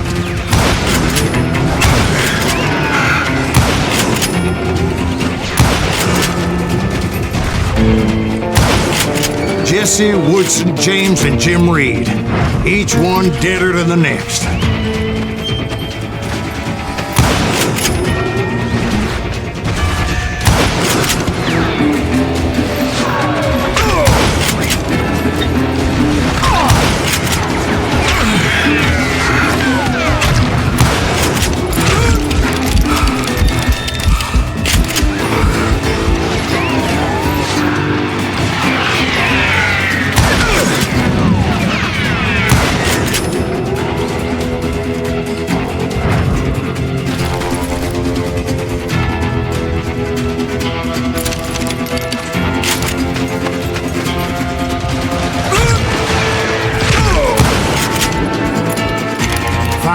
I saw Harry Alonzo Longabaugh. The Sundance Kid?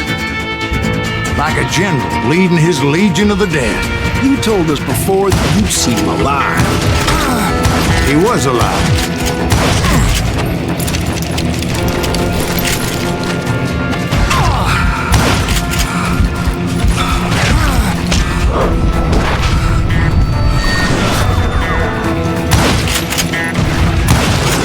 Then I heard a voice call to me from afar.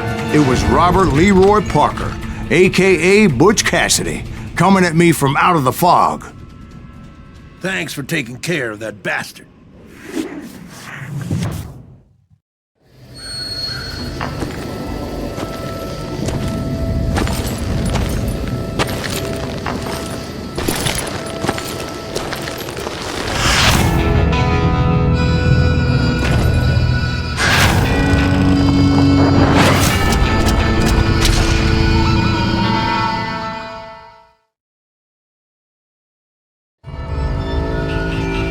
But the kid wasn't quite deceased.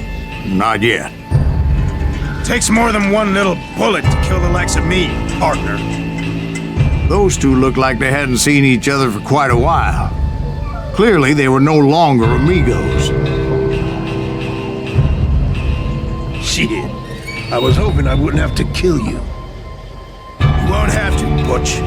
I'm killing you first. I asked them about Bob Bryant, but they were too busy with their own heated conversation. Let me get this shit straight. You want my money and the love of my life? You frittered it all away, Butch. Etta's mine. So is that damn money. I didn't want to shoot anybody until I had an answer to my question, but those boys didn't give me much of a choice.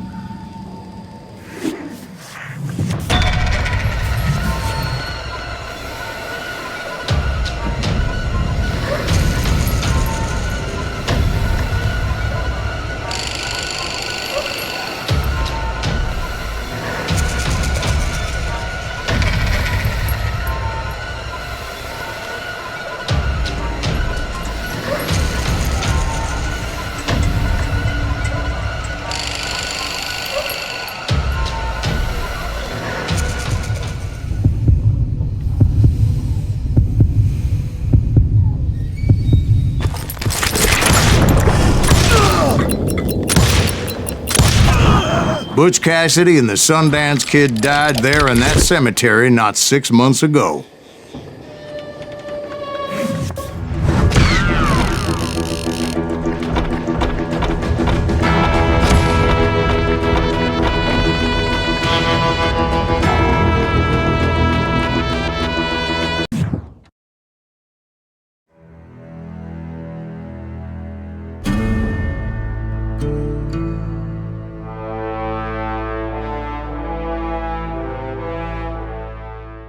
Butch Cassidy and the Sundance Kid were killed by the Bolivian army. Everybody knows that. That's the legend, but it ain't the truth.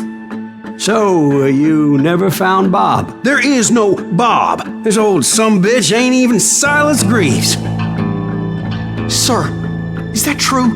Have you been pulling our legs this whole time? Well, not the whole time. Oh man, I think you've worn out your welcome here. Maybe you're right, Jack. Maybe it's time to pay. You see, Ben, or should I say Bob, your past always catches up with you. I was a different man back then, crazy. Drinking, I changed my ways, I swear to you. If I could turn back the clock, But you can't, Bob.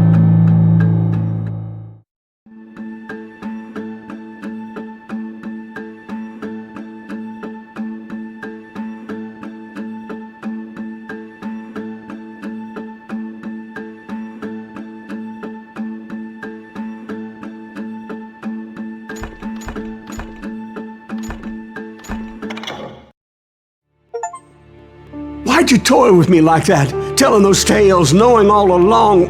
Why not just lay your cards on the table? Wanted to suss you out, Bob. See what kind of man you turned out to be. Maybe prod you into drawing on me. See, all those years on your trail turned me into a killer.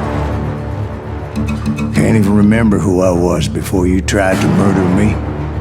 You, on the other hand, walked that very same path in exactly the opposite direction. What do you mean by that? You think your life is worth sparing, Bob? Boy, what's your name again? It's Eisenhower, sir. Dwight Eisenhower. What do you plan to do with your life, Dwight Eisenhower? Tomorrow I'll be leaving for West Point, sir. So, you want to be a soldier? Well, then do it right, son. Don't tear down the world out of anger and spite like I did. You build it up. You do something decent with your life, you hear me? Sir?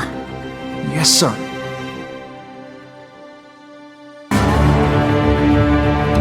I won't have it said I left you with nothing, Bob.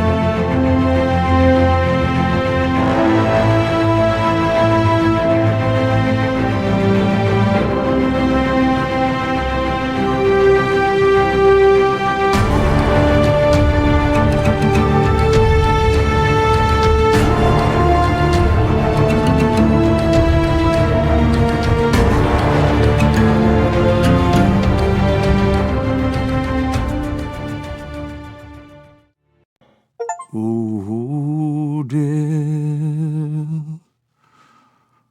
Oh, dear. Won't you spare me over till another year?